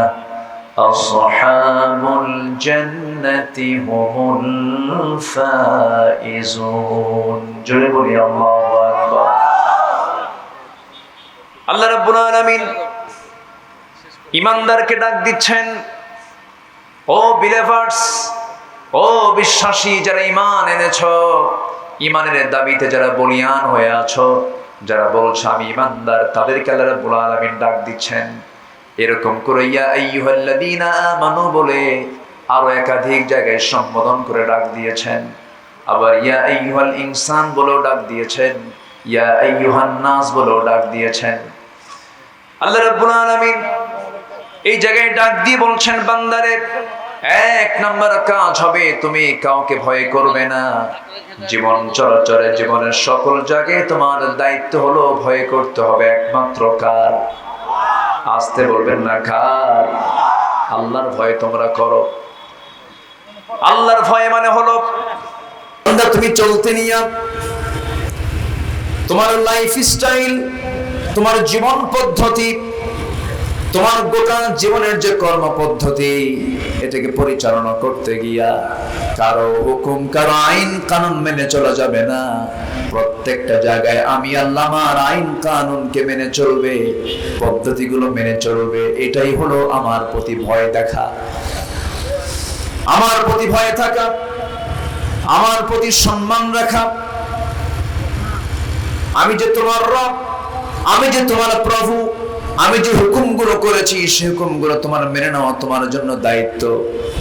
আমাকে তুমি যদি ভয় করতে পারো, আল্লাহ রাব্বুল আলামিন এই তাকওয়ার ফলাফল বহু জায়গায় দিয়েছেন। এক জায়গায় সুন্দর করে বলছেন, ওয়া আম্মা মান খাফা মাকামা রাব্বিহি ওয়া নাহান নাফসা আনিল হাওয়া ফাইন্নাল জান্নাতা হিয়াল মাওয়া। জোরে বলুন আল্লাহু আকবার। আল্লাহ রাব্বুল আলামিন বলেন, যার দিলের মাকামে আমার ভয়টা ইস্তেকামাত হয়ে যাবে, আমার ভয়টা বদ্ধমূল হয়ে যাবে, আমি আল্লাহ রাব্বুল আলামিন ঘোষণা করছি, যারা নফসের দাসত্ব না করে আমার গোলামি যারা করবে, আমি আল্লাহ রাব্বুল আলামিন 8টা জান্নাতের অন্যতম একটা জান্নাত, জান্নাতে মাওয়া, আমি তার জন্য বরাদ্দ করে দেব। তাহলে এই দিলে ভয় যদি রাখতে হয়, কার ভয়টা রাখবো? আসতে বলুন না, কার ভয়টা রাখবো? আল্লাহ ছাড়া কাউকে ভয় করা কি জায়েজ আছে নাকি? পৃথিবীর মানুষ কি মানুষকে ভয় করতে পারে? মানুষ ভয় করবে কাকে? আসতে বলবেন না, কাকে? সবচাইতে আমাকে বড় পুরস্কার দিতে পারেন তিনি কে? সবচাইতে বড় ভয়ঙ্কর শাস্তি দিতে পারেন আমাকে তিনি কে? আল্লাহ তাআলা। ইউআযযিবু মান ইয়াশা ওয়া ইয়াগফিরু লিমান ইয়াশা। আল্লাহ যাকে চান শাস্তি দেন, আল্লাহ যাকে চান ক্ষমা করে দেন। এখন বিষয়টা হলো, শাস্তির কিন্তু ক্লাস আছে। যেরকম আপনি একজনকে চপেটাঘাত করলেন, থাপ্পড় মারলেন, থাপ্পড় মারলে কিন্তু আপনার ফাঁসি হবে না, বড় জোর হয়তো এটার জন্য কিছু লঘু শাস্তি আপনার হবে। কিন্তু আপনি একজনকে খুন করে ফেললেন, খুনের শাস্তি আর থাপ্পড় মারার শাস্তি কি একরকম? একরকম না। শাস্তিও কি একরকম না? তো জাগতিক জীবনে বান্দা যার নাম, তার কিছু ভুলভাল হবে, তার কিছু ভুল হয়ে যাবে, ঘটে যাওয়া কিছু ভুল হবে। এটা বান্দার বৈশিষ্ট্য। এটা ফেরেশতার কোনো ভুল হবে না। ফেরেশতার ভুল করার কোনো যোগ্যতা আল্লাহ দেন নাই। ফেরেশতার ভিতরে কোনো কামনা বাসনা দেননি। সম্পদের মোহ, তারপরে যৌবনের মোহ, নারীর প্রতি টান, অর্থের প্রতি টান, এগুলো ফেরেশতাকে দেওয়া হয়নি। কিন্তু এটা আছে বান্দার মধ্যে। এটা দিয়েছেন কে? আসতে বলবেন না, দিয়েছেন কে? আল্লাহ তাআলা। দেওয়ার কারণে বান্দার কিছু ভুল হতে পারে, ভুল হবে। কিন্তু আল্লাহ বলছেন, বান্দা তুমি কি জানো, তোমার ভুল হয়ে যাক, কিন্তু ভুলটা যদি হওয়ার সঙ্গে সঙ্গে তুমি যদি আমার কাছে তওবা করে মাফ চাও, আমি তোমাকে মাফ করে দেব। আজ থেকে সুবহানাল্লাহ। এবং আল্লাহ তাআলা এত দয়ালু যে দুনিয়ার কোন থানায় তোমার নামটা একবার যদি কালো তালিকায় ওঠে, আমৃত্যু তুমি যদি জগতের সেরা মানুষ হয়ে যাও, ভালো মানুষ হয়ে যাও, থানার তালিকায় কিন্তু তোমার নামটা কালো তালিকা থেকে বাদ যায় না। কিন্তু আল্লাহ রাব্বুল আলামিন বলেন, বান্দারে তুই যদি আমার দিকে তওবা করে ফিরে আসিস, ইল্লা মান তাবা ওয়া আমানা ওয়া আমিলা সালিহান ফাউলাইকা ইউবাদদিলুল্লাহু সাইয়্যাতিহিম হাসানাত। জোরে বলুন আল্লাহু, জোরে বলুন আল্লাহু আকবার। যারা তওবা করবে, ঈমান আনবে এবং আমলে সালেহ করবে, ঈমান থেকে আল্লাহ রাব্বুল আলামিন মাঝখানে দিয়েছেন। কারণ আপনি যদি ফিরে না আসেন, ঈমান তো আপনার থাকবে না। আল্লাহকে তওবার কথা বলেছেন এবং তওবা নামে একটা সূরা আছে না নাই বলেন? আছে। যদি বান্দা তুমি তওবা করে ফিরে আসো, চুরি করেছে আর জীবনে চুরি করব না, জিনা করেছে আর জীবনে জিনা করব না, মিথ্যা সাক্ষী দিয়েছি, মিথ্যা কথার জীবনে বলবো না, সাক্ষী আর দেব না। বান্দার হক নষ্ট করেছি, বান্দার হক আর নষ্ট করব না। ধোঁকা দিয়েছে জীবনে, আর ধোঁকাবাজি করব না। মামলার রায় উল্টা দিয়েছি, আমার নিজের মন মতো করেছে, আর জীবনে এগুলো করব না। ও আল্লাহ, তোমার কথা আমি ফিরে আসলাম। চোখের পানি বান্দা তুমি যদি ফেলে যদি তওবা করতে পারো, আল্লাহ বলেন বান্দা তোর চোখের পানি যদি তওবার মধ্য দিয়ে আমার কাছে আসে, যদি 7 সমুদ্রের পানি দিয়া জাহান্নাম কখনো নিভাতে পারবি না, কিন্তু তোর এক ফোঁটা চোখের পানি আমার ভয়ে যদি তুই কাঁদতে পারিস, 7টা জাহান্নামের আগুন আমি তোর এক ফোঁটা চোখের পানি দিয়া মুছাইয়া দেব, নিভিয়ে দেব। আমি তোকে জান্নাত দেব এবং তোর সমস্ত সাইয়্যাতকে, গুনাহগুলোকে হাসানাত দিয়ে মিটাইয়া দেব। আল্লাহু আকবার বলে। এটা কি আমার কথা, মোল্লার কথা না আল্লাহর কথা? আল্লাহর কথা। সত্য হলো ফিরে আসতে হবে কার পথে? আসতে বলবেন না, কার পথে? ফিরে আসার পথ এখন আমাদের সামনে বন্ধ আছে না খোলা আছে? মরার পরে আসতে বলেন, মরার পরে বন্ধ, মরার পরে আর সুযোগ পাবেন না। অতএব খোলা থাকবে ততক্ষণ কি জীবিত আছি, যতক্ষণ আমাকে ফিরে আসতে হবে। তাহলে ভয় করবো আমরা প্রথমে কাকে বলেন তো? আসতে ভয় করবো কাকে? আমার জীবনের সকল কাজকর্মের 1 নম্বর রাজসাক্ষীকে। আসতে বলে, রাজসাক্ষীকে। দিনের আলোতে মানুষও দেখে, আল্লাহও দেখেন। রাতের আধারে মানুষ দেখে, কিন্তু কে দেখে? সন্দেহ লাগে নাকি আপনাদের? দিনের আলোতে আল্লাহ যা দেখেন, রাতের আধারেও তাই দেখেন। আমার জীবনে সবচাইতে বড় রাজসাক্ষী যদি আমি আল্লাহকে বানাতে পারি, আমার দ্বারা চুল পরিমাণ পাপ কাজ করার কোনো সুযোগ আমার হবে না, ঠিক কি না? অতএব আল্লাহকে রাজসাক্ষী বানানোই হচ্ছে আল্লাহর ভয়। আজকে সমাজে হালাল কাজের পরিমাণ বেশি না হারাম কাজের পরিমাণ বেশি? মানবতার পরিবেশ বেশি না হিংসার পরিবেশ বেশি? হিংসা। শিক্ষিত লোকের মাঝেও হিংসা, মূর্খের মাঝেও হিংসা। হিংসা ছাড়া আমার দেশে হিংসারই আবাদ হয়, মানবতার আবাদ নেই বললেই চলে। একজন ভালো চলে, আরেকজন দেখতে পারে না, জলি আছে না? নাই আছে। একজন উপরে উঠতে নিচ্ছে, তাকে কেমনে নিচে নামায় দেওয়া যায়, হাজারো চেষ্টা চালায়। হিংসার ফলাফল জান্নাত না জাহান্নাম? রাসূল বলেছেন এগুলো হলো আত্মার রোগ, নফসের রোগ আছে মেলাগুলো। এর মধ্যে অন্যতম রোগ হলো হিংসা। যে হিংসুক হয় সে নিজেও সুখী হয় না, সে আত্মতৃপ্তি নিয়ে চলতে পারে না। আর যে মানুষকে মাফ করে দেয়, তার চাইতে সুখী মানুষ পৃথিবী তার খুঁজে পাওয়া যায় না। আমার নবীজি একদিন এক সাহাবীকে দেখে বললেন, এই সাহাবীটা জান্নাতি। একদিন না, পরপর 3 দিন বললেন। কয়দিন বললেন? 3 দিন। সাহাবে কেরামকে সাথে নিয়ে বললেন, জানো এই সাহাবী না জান্নাতি। দ্বিতীয় দিন আবার বললেন, এই সাহাবীটা জান্নাতি। তৃতীয় দিন আবার বললেন, এই সাহাবীটা জান্নাতি।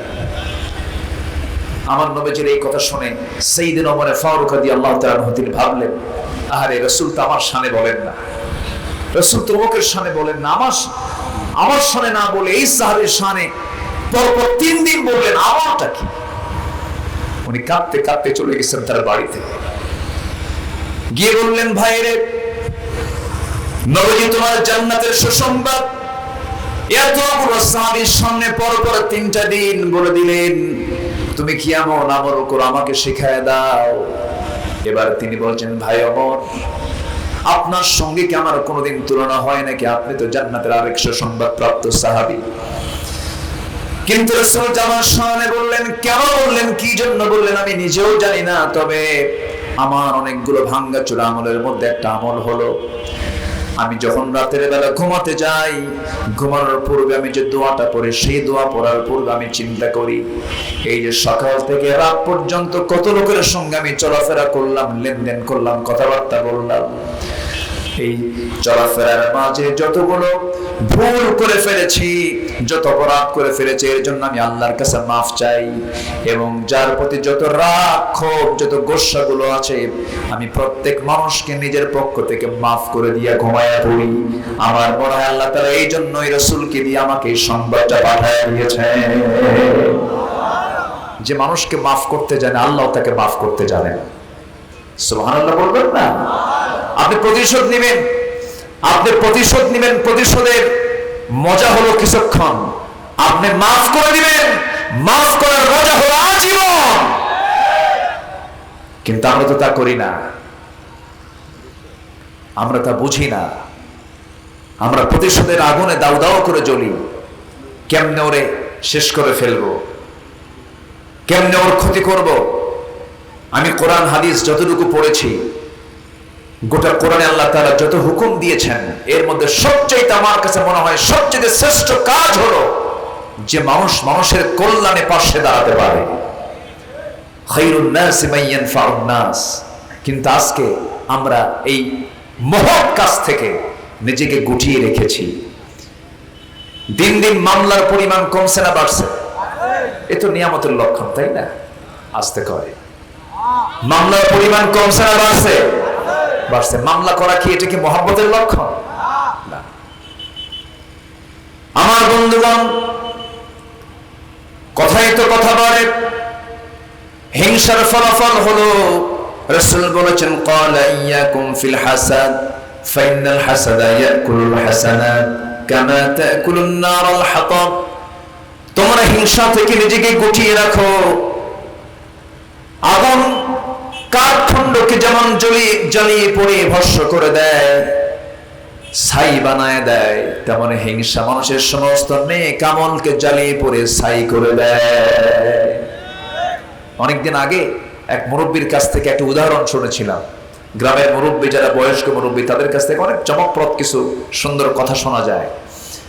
তো কোন এক বেচারি যুবক বিয়ে করবে। আগের যুগে তো বিয়ে করতে যেত ঘোড়ায় চড়ে বিয়ে করতে যেত। তো ঘোড়ায় চড়ে বিয়ে করতে যাবে, গ্রামের এক প্রবীণ মুরব্বীর একটা ঘোড়া আছে। তো তাকে গিয়ে বললো যে চাচা, আমার অমুক দিন বিয়া, ঘোড়াটা কি দেওয়া যাবে?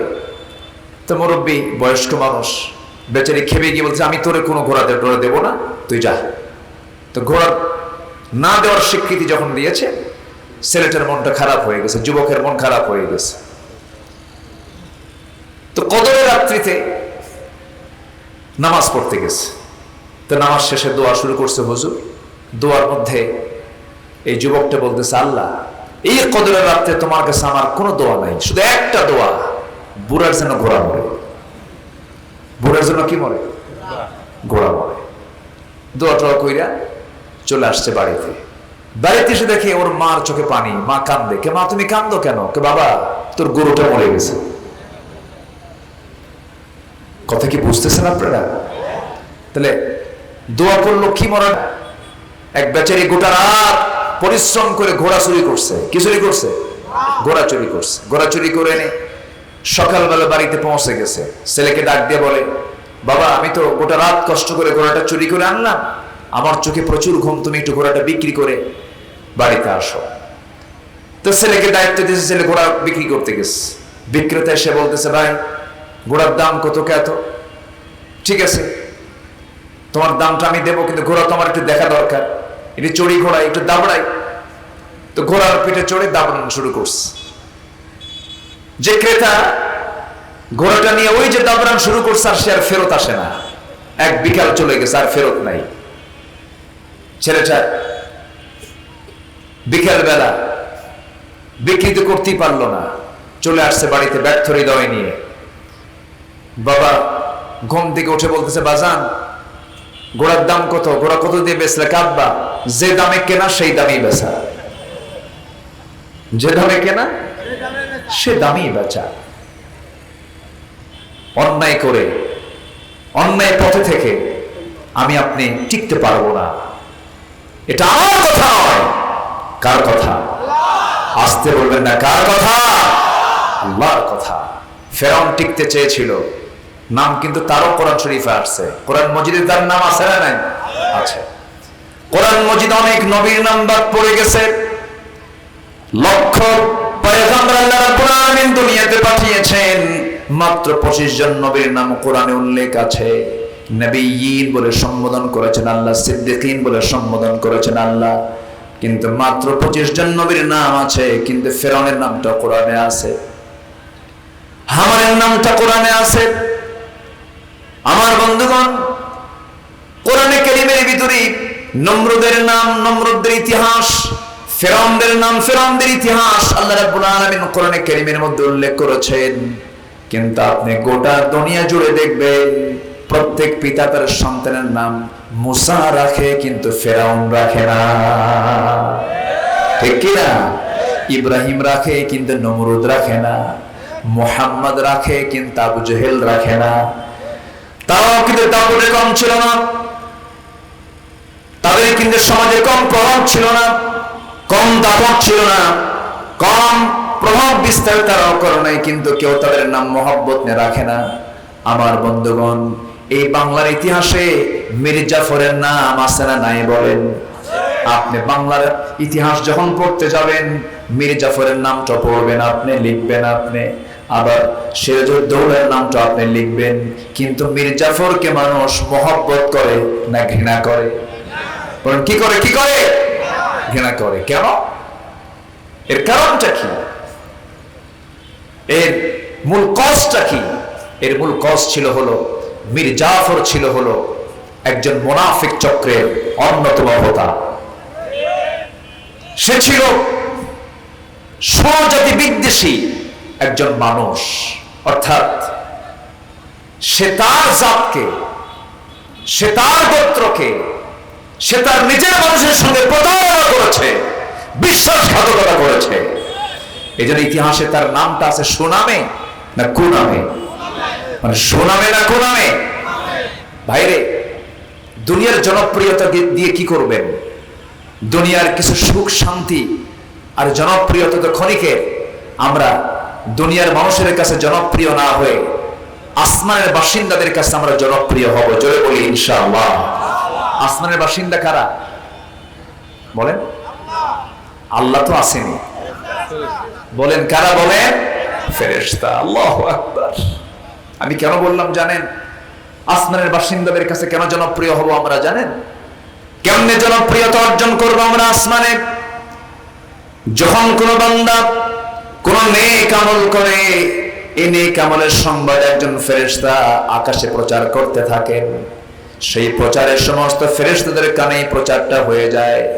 সমস্ত ফেরেশতাকুল এই প্রচারগুলো শুনে আল্লাহর কাছে বলে, আল্লাহ, অমুক বান্দা তোমার প্রশংসা করেছে, তোমার হুকুম আদায় করেছে, তোমার হুকুমটাকে ফলো করেছে, আমরা সবাই তার জন্য দোয়া করি, আল্লাহ তুমি তাকে তোমার পছন্দের বান্দা বানায় না। তাহলে আমাদের জন্য আকাশের ফেরেশতাদের ভিতরে কথা হয় কি হয় না? দোয়া হয় কি হয় না? আবার দোয়া যদি হয়, বদদোয়া হয় কি হয় না?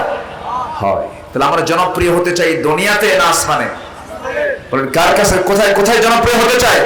আসমানে। এই জন্য ভয় করতে হবে কাকে বলেন তো? এক নাম্বার আসতে বলবেন না, কাকে ভয় করতে হবে? আল্লাহকে ভয় করতে হবে। এটা এক নাম্বার কাজ। উল্লেখিত আয়াতের ভিতরে আমি চারটা বিষয় উল্লেখ করেছি, চারটা হুকুম আল্লাহ রাব্বুল আলামিন বলেছেন। এর মধ্যে এক নাম্বার হলো তোমরা তাকওয়া অবলম্বন করো, আল্লাহকে তোমরা ভয় করো। আল্লাহ রাব্বুল আলামিন এই একই কথা আরেক জায়গায় সুন্দর করে বলছেন, ইয়া আইয়ুহাল্লাযীনা আমানু তাকুল্লাহা হাক্কা তুকাতিহি ওয়া লা তামুতুন্না ইল্লা ওয়া আনতুম মুসলিমুন। হে ইমানদারেরা, তোমরা আল্লাহকে ভয় করার মতো যেমন করে ভয় করা উচিত তেমন করে তোমরা ভয় করো। ওয়ালা তামুতুন্না, তোমরা কখনো মৃত্যুবরণ করো না, ইল্লা ওয়া আনতুম মুসলিমুন, মুসলমান না হওয়া পর্যন্ত। এই আয়াতটা যখন নাজিল হলো, সাহাবে কেরামদের মধ্যে চরম কান্না শুরু হয়ে গেছে। আহারে, আল্লাহ বুঝি আমাদের ভয়টাকে কবুল করেন না, এই জন্য তুকাতিহি বলেছেন। এরপর আরেকটা আয়াত নাজিল হলো, হাক্কান ইয়া আইয়ুহাল্লাযীনা আমানু তাকুল্লাহা মাসতাতা'তুম, তোমাদের সামর্থ্য অনুযায়ী তোমরা আল্লাহকে ভয় করো। জোরে করে আল্লাহু আকবার। ওমরের মতো মানুষ পৃথিবীতে আর দ্বিতীয়টা আসবে না, যে ওমরের ব্যাপারে রাসূল নিজে বলেছেন, ওমর ফিল জান্নাহ, ওমর জান্নাতের বাসিন্দা। ওমরে ফারুকের মতো দামি মানুষ পৃথিবীতে আর দ্বিতীয়টা আসবে না। সেই ওমরে ফারুকের মতো মানুষ ঈদের দিন আনন্দ না করে গোটা মাস রমজানের রোজা, দিন ঈদুল ফিতরের মাঠে না গিয়ে তিনি বাড়িতে হাওয়া আনন্দ করছো, ভালো কথা। ঈদের দিনটা তোমরা পেয়েছো, আনন্দ করছো, হয়তো তোমরা সিগন্যাল পেয়েছো, রমজানের মাধ্যমে দিয়ে আল্লাহ তাআলা তোমাদেরকে মাফ করে দিয়েছেন। কিন্তু আল্লাহকে সবচেয়ে কাছে টানতে হবে। ভাইরে, এই যে আমরা বসে আছি, আজকে দুপুরবেলা আমার খুব কাছের মানুষ, পাবনা ইসলামী আলিম মাদ্রাসার একজন প্রভাষক, বড় আলেমে দিন তিনি ছিলেন, মরহুম হয়ে গেছেন, এখন মকবুল হয়ে গেছেন। দুপুরবেলা আমার আব্দুস শাকুর ভাই, আজকে তার সন্ধ্যায় তার জানাজা হয়েছে। বড় আলেম ছিলেন, লক্ষাধিক মানুষের জানাজার ঢল নেমেছে তার জানাজায়। আব্দুস শাকুর ভাই দুপুরবেলা দুনিয়া থেকে বিদায় নিয়েছেন, মাত্র 35 থেকে 47 বছর বয়স, একজন বড় শিক্ষাবিদ মানুষ। এই যে আমরা বসে আছি, আমার আবুল কালাম আজাদ ভাই, আমার সাইদুর রহমান ভাই এমপি মহোদয়, প্রিন্সিপাল মহোদয়, এই যে আমরা বসে আছি, এখান থেকে আমরা সুস্থ অবস্থায় মাহফিল শেষ করে উঠতে পারবো এমন গ্যারান্টি কি আমরা কেউ দিতে পারবো নাকি? কেউ দিতে পারবো না। মৃত্যুটা এত নিকটে, এত নিকটে, চোখ থেকে কপাল দূরে হতে পারে, কিন্তু মৃত্যু আমার থেকে আরো নিকটে। মৃত্যুটা এত কাছে, হাসতে হাসতে দুনিয়া থেকে বিদায় নেয়, খেলতে খেলতে দুনিয়া থেকে বিদায় নেয়, বক্তৃতা দিতে দিতে দুনিয়া থেকে বিদায় নেয়। এই পার্শ্ববর্তী জেলা নাটোরের সিদ্দিকুর রহমান নাটোরি ভাই ছিলেন, দুনিয়া থেকে বিদায় নিয়েছেন। রেজাউল করিম কাউসারি সিরাজগঞ্জের একজন বক্তা ছিলেন, তিনি খুতবা দিচ্ছেন, তিনি আলোচনা করছিলেন, মাহফিলে কথা বলতে বলতে মাহফিলের লাশ হয়ে দুনিয়া থেকে বিদায় নিলেন। আমার বন্ধুগণ, তামিরুল মিল্লাত কামিল মাদ্রাসার ভাইস প্রিন্সিপাল একিউম সিফাতুল্লাহ রাহিমাহুল্লাহ বড় আলেমে দিন ছিলেন। বক্তৃতার মঞ্চে বক্তৃতা দিতে দিতে ঘাড় মটকে মঞ্চে দুনিয়া থেকে বিদায় নিয়ে চলে গেছেন, দুনিয়া থেকে বিদায় নিয়েছেন। এখনই মরে যাব আমি, মরে যাওয়ার সঙ্গে সঙ্গে আমার দুনিয়ার জিন্দেগিতে যারা যত আপন ছিল তারা তত পর হয়ে যাবে। আমার রাত্রেবেলা যেতে দেরি হতো, বউটা ফোন দিয়ে বলতেন, আপনি কোথায় আছেন? আপনি ছাড়া ঘুম হচ্ছে না। সন্তানগুলো বলবে, আব্বা কত রাত হবে, তুমি কখন আসবে? সন্তানগুলো বারবার অস্থির হয়ে যেত। কিন্তু আমি এখন এই লাশ হয়ে দুনিয়া থেকে বিদায় নিয়ে নেব।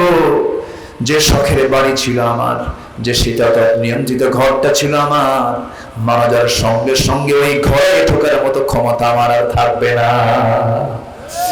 ওই ঘরের বাসিন্দারা আমাকে ঘরে তুলবে না, বারান্দায় জায়গা হবে না।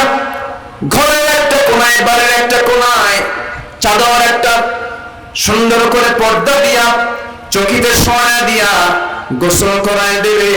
সেলাইওয়ালা সুন্দর ডিজাইনার কাপড় চোপড় যদি গায়ে থাকে, কেচে দিয়ে কেটে কেটে ফেলবে, গোসল করায় দেবে। গোসল করায় দিয়া চট করে বাজারে চলে যাবে, তাহিরপুরের বাজারে গিয়া কাফনের কাপড়টা কিনে আনবে। সেলাই চলবে না, টান মেরে দুটা ভাগ করবে, গলার মধ্যে ঢুকায় দেবে। আরেকটা মাথা দিয়া সুন্দর করে চকলেটের মতো মাথায় একটা বাঁধন, বামে পায়ে একটা বাঁধন দিয়ে দিবে, জাস্ট চকলেট। সোজা নিয়ে চলে যাবে জানাজার প্রান্তরে। বউটা বলবে, স্বামী রে, বিদায়ের সময় একটু বলে যাওয়ার চান্স দিলা না, কথা বলার চান্স দিলা না। সন্তানগুলো হাওয়া করে কাঁদবে, গলা ভেঙে যাবে, টেনে হেঁচে কবরের দিকে নিয়ে চলে যাবে, মরা মুখ সব দেখে দেখে চলে যাবে। এই যে কিছুক্ষণ দেখা হলো, কবরে রেখে আসবে, 24 ঘন্টা যাবে না, মাথার চুলগুলো খসে খসে পড়বে। এই চুলে করে যত্ন নিলাম, এই চুলে করে সাবান দিলাম, শ্যাম্পু দিলাম, 24 ঘন্টায় চুলগুলো খসে খসে পড়বে। 3 দিন যাবে না, চামড়াগুলো গলে গলে পোকার পেটের খাবার হয়ে যাবে। যে পোকা দেখে আমি ভয় পেতাম, সেই পোকার রাজত্বে, সেই পোকার নিয়ন্ত্রণে আমার দেহ চলে যাবে।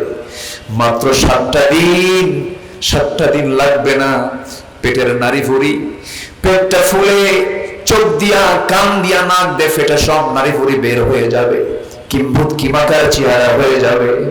মাত্র 3টা মাস পর যদি কবর খনন করা হয়, আমার কবরে আমাকে চেনার মতো হাড় হাড্ডি ছাড়া আর আমার কবরে কিছুই থাকবে না রে ভাই। আল্লাহ এই জন্য বলছেন, বান্দারে আমাকে তুই ভয় কর, আমার তুই জিকির কর। দিন শেষে বন্ধু তোর কেউ না, দিন শেষে বন্ধু আপনজন বলতে তোর কেউ নাই।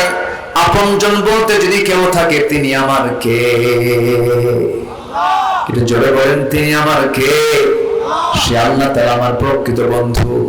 যখন আমার জন্ম হয় নাই, আমার কোনো অস্তিত্ব ছিল না, আমার আব্বা আম্মা তাদের সম্পর্ক হলো এক ফোঁটা পানি থেকে আল্লাহ তাআলা আমাকে বানায় দিলেন।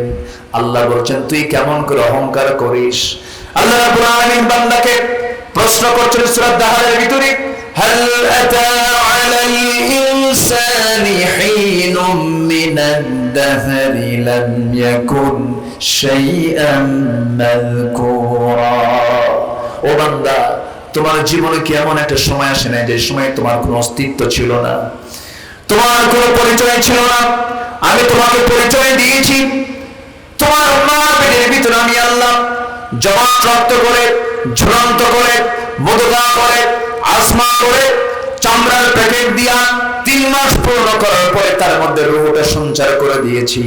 4 মাস চলে গেছে, 5 মাস চলে গেছে, এরপর আমি তোমার জন্য তকদির নির্ধারণ করে দিয়েছি, রিজিক নির্ধারণ করে দিয়েছি, হায়াত মওতের সব কিছু নির্ধারণ করে দিয়েছি। এরপরে তোমাকে আমি আল্লাহ তাআলা নিজে, তোমার মার পেটের ভিতরে দুনিয়ার কোনো খাবার চলবে না, আমি খাবারের ম্যানেজমেন্ট করে দিয়েছি। দুনিয়ার কোনো খাবার খেতে গেলে অসম্ভব ব্যাপার, তুমি মরে যেতে। মার তার সাথে তোমার তার সংযোগ ঘটায় দিয়েছি, মার নারীর সঙ্গে তোমার নারীর সংযোগ ঘটায় দিয়া মাসিক ওষুধ বন্ধ করে দিয়া আমি তোমাকে স্থায়ী খাবারের বন্দোবস্ত করে দিয়েছি। আবার যখন তুমি দুনিয়াতে আসবে, তুমি আসার 6 মাস আগে তোমার মার পেটের মধ্যে নয়, তুমি দুনিয়াতে আসবে তোমার মার আউটসাইডে স্তনে 2 স্তন আমি আল্লাহ রাব্বুল আলামিন দুধ রিজার্ভ করে রেখে দিয়েছি। জোরে বলেন সুবহানাল্লাহ। সব ম্যানেজমেন্ট কার? আসতে বলবেন না কার? এজন্য আল্লাহ রাব্বুল আলামিন আরেক জায়গায় প্রশ্ন করছেন, কাইফা তাকফুরুনা বিল্লাহি ওয়া কুনতুম আমওয়াতান ফাআহয়াকুম সুম্মা ইউমীতুকুম সুম্মা ইউহয়ীকুম সুম্মা ইলাইহি তুরজাউন। বান্দা, তুমি আমাকে কেমন করে অস্বীকার করো? তুমি তো মৃত্যু ছিলে, আমি তোমাকে জিন্দা করেছি, আবার তোমাকে মৃত্যু দেব, আবার তোমাকে জিন্দা করব। আমার বন্ধুগণ, আমাকে আপনাকে আবার ফিরে যেতে হবে কার সামনে? আসতে হবে না কার সামনে? আমরা আল্লাহর সামনে হাজির হতে চাই বেইজ্জত নিয়া না ইজ্জত নিয়া। বেইজ্জত নিয়া না ইজ্জত নিয়া। বাম হাতে আমলনামা নিয়ে না ডান হাতে আমলনামা নিয়া, ডান হাতে আমলনামা নিয়া। আমার বন্ধুগণ, ডান হাতের আমলনামা কিন্তু গাঁজা খাওয়া নয়, ডান হাতের আমলনামা কিন্তু নেশা করা নয়, ডান হাতের আমলনামা কিন্তু বনের সম্পত্তি মেরে খাওয়া নয়, ডান হাতের আমলনামা কিন্তু মানুষের হক নষ্ট করা নয়, ডান হাতের আমলনামা কিন্তু মানুষকে ঠকানো নয়, ডান হাতের আমলনামা কিন্তু সুদের কারবার নয়। ডান হাতের আমলনামা হলো 1 নাম্বার হলো 5 ওয়াক্ত নামাজ পড়া, কার হক আদায় করা। আসতে বলুন না কার হক আদায় করা। আল্লাহ রাব্বুল আলামিন রাষ্ট্রীয় ক্ষমতা যারা পাবে, যাদের কণ্ঠ ভোট আইন পাস হবে, আল্লাহ রাব্বুল আলামিন তাদের জন্য স্পেশাল আয়াত একটা দিয়েছেন। ও দুনিয়ার জীবনে যারা রাজত্ব পেয়েছ, যারা ক্ষমতা পেয়েছ, যারা পাওয়ার পেয়েছ, তোমাদের কাছে আমার 4টা হুকুম দিয়ে দিলাম। তোমরা যখন ক্ষমতা পেয়ে যাবে 4টা বিধান সমাজে চালু করে দেবে। আমি আল্লাহ তাআলা ফাতাহনা আলাইহিম বারাকাতিন মিনাস সামাই ওয়াল আরদ, আমি আল্লাহ তাআলা আসমান জমিনের সমস্ত বরকতের দরজা খুলে দেব। শুনবেন শুনবেন শুনবেন।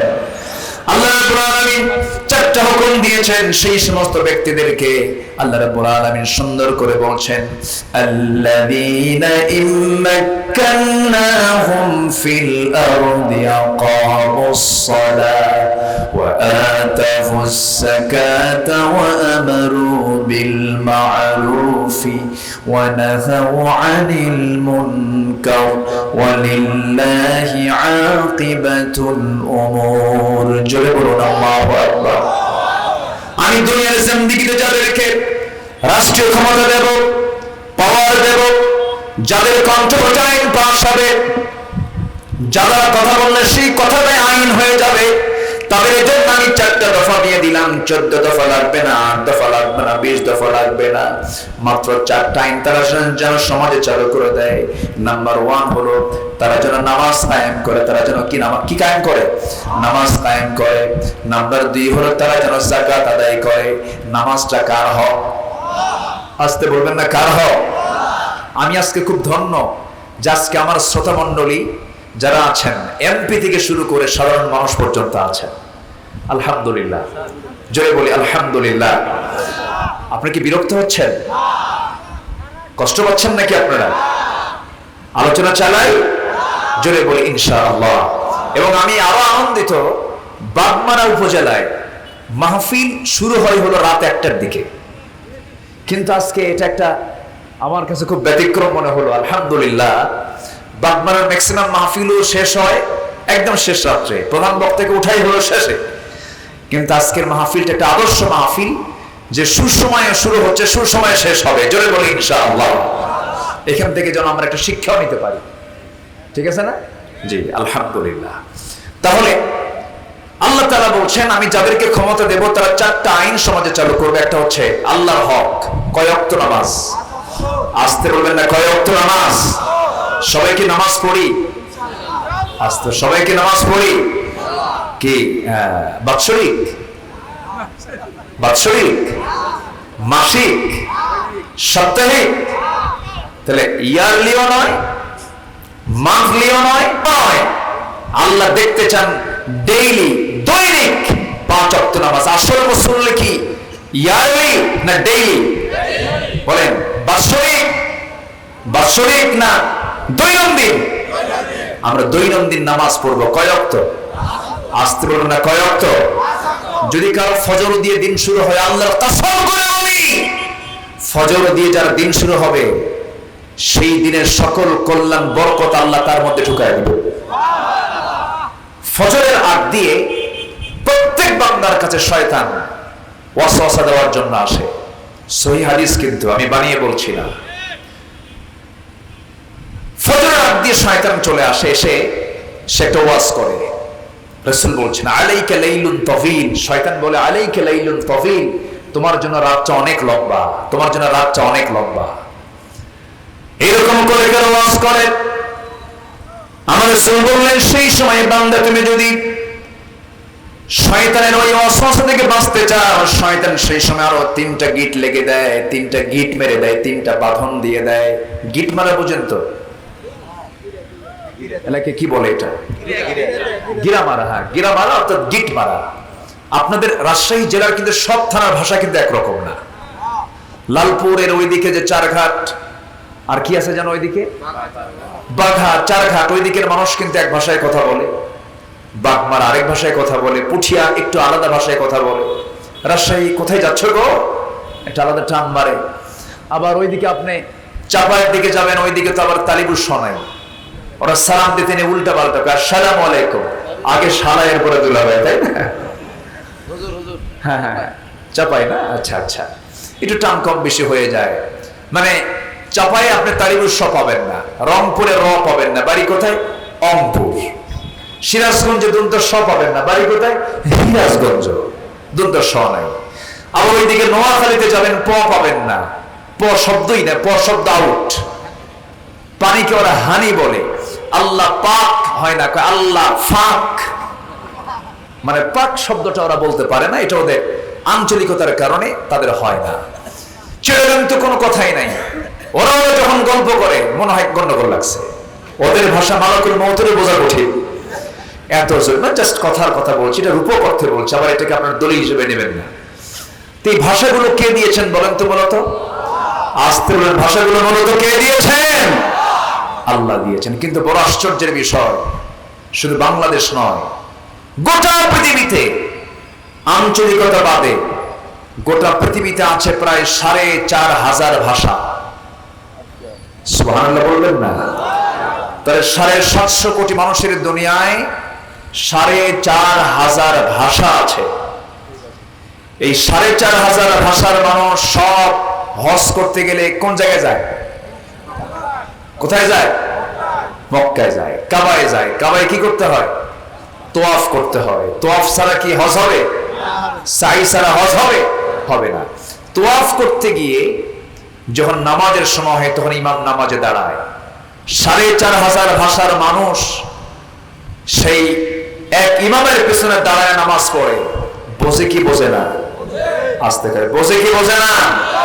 শোনে কি শোনে না? মজা পায় কি পায় না? এক হাজি গেছে সৌদিতে, কোথাও ভাষা বোঝে না, মানে তার কাছে মনে হচ্ছে আরে আমার ভাষা কেউ বোঝে না। দেশে এসে বুড়া চাচা বন্ধুর কাছে গল্প করে, বন্ধু এমন দেশে গেছিলাম যে দেশে কোথাও বাংলা পাইলাম না, শুধু 2 জায়গায় বাংলা পাইছি, আজান যখন দিল আর নামাজ যখন শুরু করলো। কি কথা কি বুঝতেছেন আপনারা? সূরা ফাতিহা যখন কইছে আর আজান যখন দিল তখন মনে হলো যে আমার কাছে বাংলা মনে হলো। অর্থাৎ এটা বোঝা গেল কোরআনের ভাষা হলো পৃথিবীর সকল মানুষের জন্য সহজের ভাষা। যেরকম সুবহানাল্লাহ, আল্লাহ প্রত্যেক জিহ্বার সাথে এটাকে ব্যালেন্স করে দিয়েছেন। আল্লাহু আকবার বলো। এবং এটা হবে কবরের ভাষা, এটা হবে মিজানের ভাষা, এটা হবে পুলসিরাতের ভাষা, এটা হবে হাসরের ভাষা, এটা হবে জান্নাতের ভাষা। অতএব এই কোরআনের এই ভাষা, এই কোরআনকে নিয়ে যারাই ষড়যন্ত্র করেছে এবং যারা ষড়যন্ত্র করবে, ইতিহাসে আস্থা করে তারা নিক্ষিপ্ত হবে। ঠিক কিনা বলেন? কোরআন কার? আসতে বলেন না, কোরআন কার?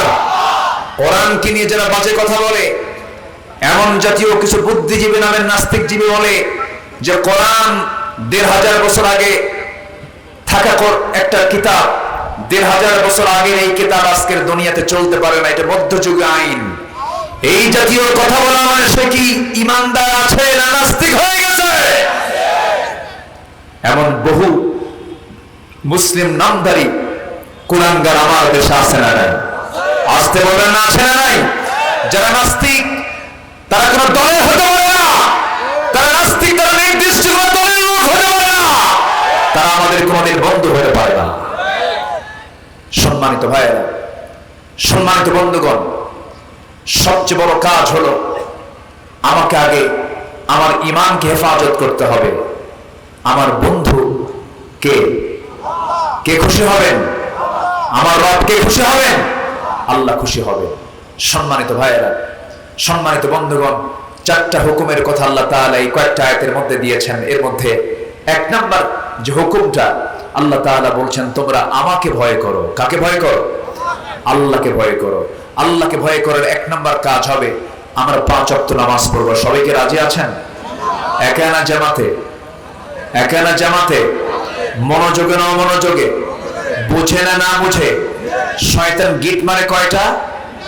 কোন সময়ের আগে? কোন সময়ের আগে? ফজরের আগে 3টা গিট মেরে দেয়। 3টা গিট মেরে দিয়া শয়তান বলে, আলাইকা লাইলুন তাবিল, তোমার জন্য রাত অনেক লম্বা।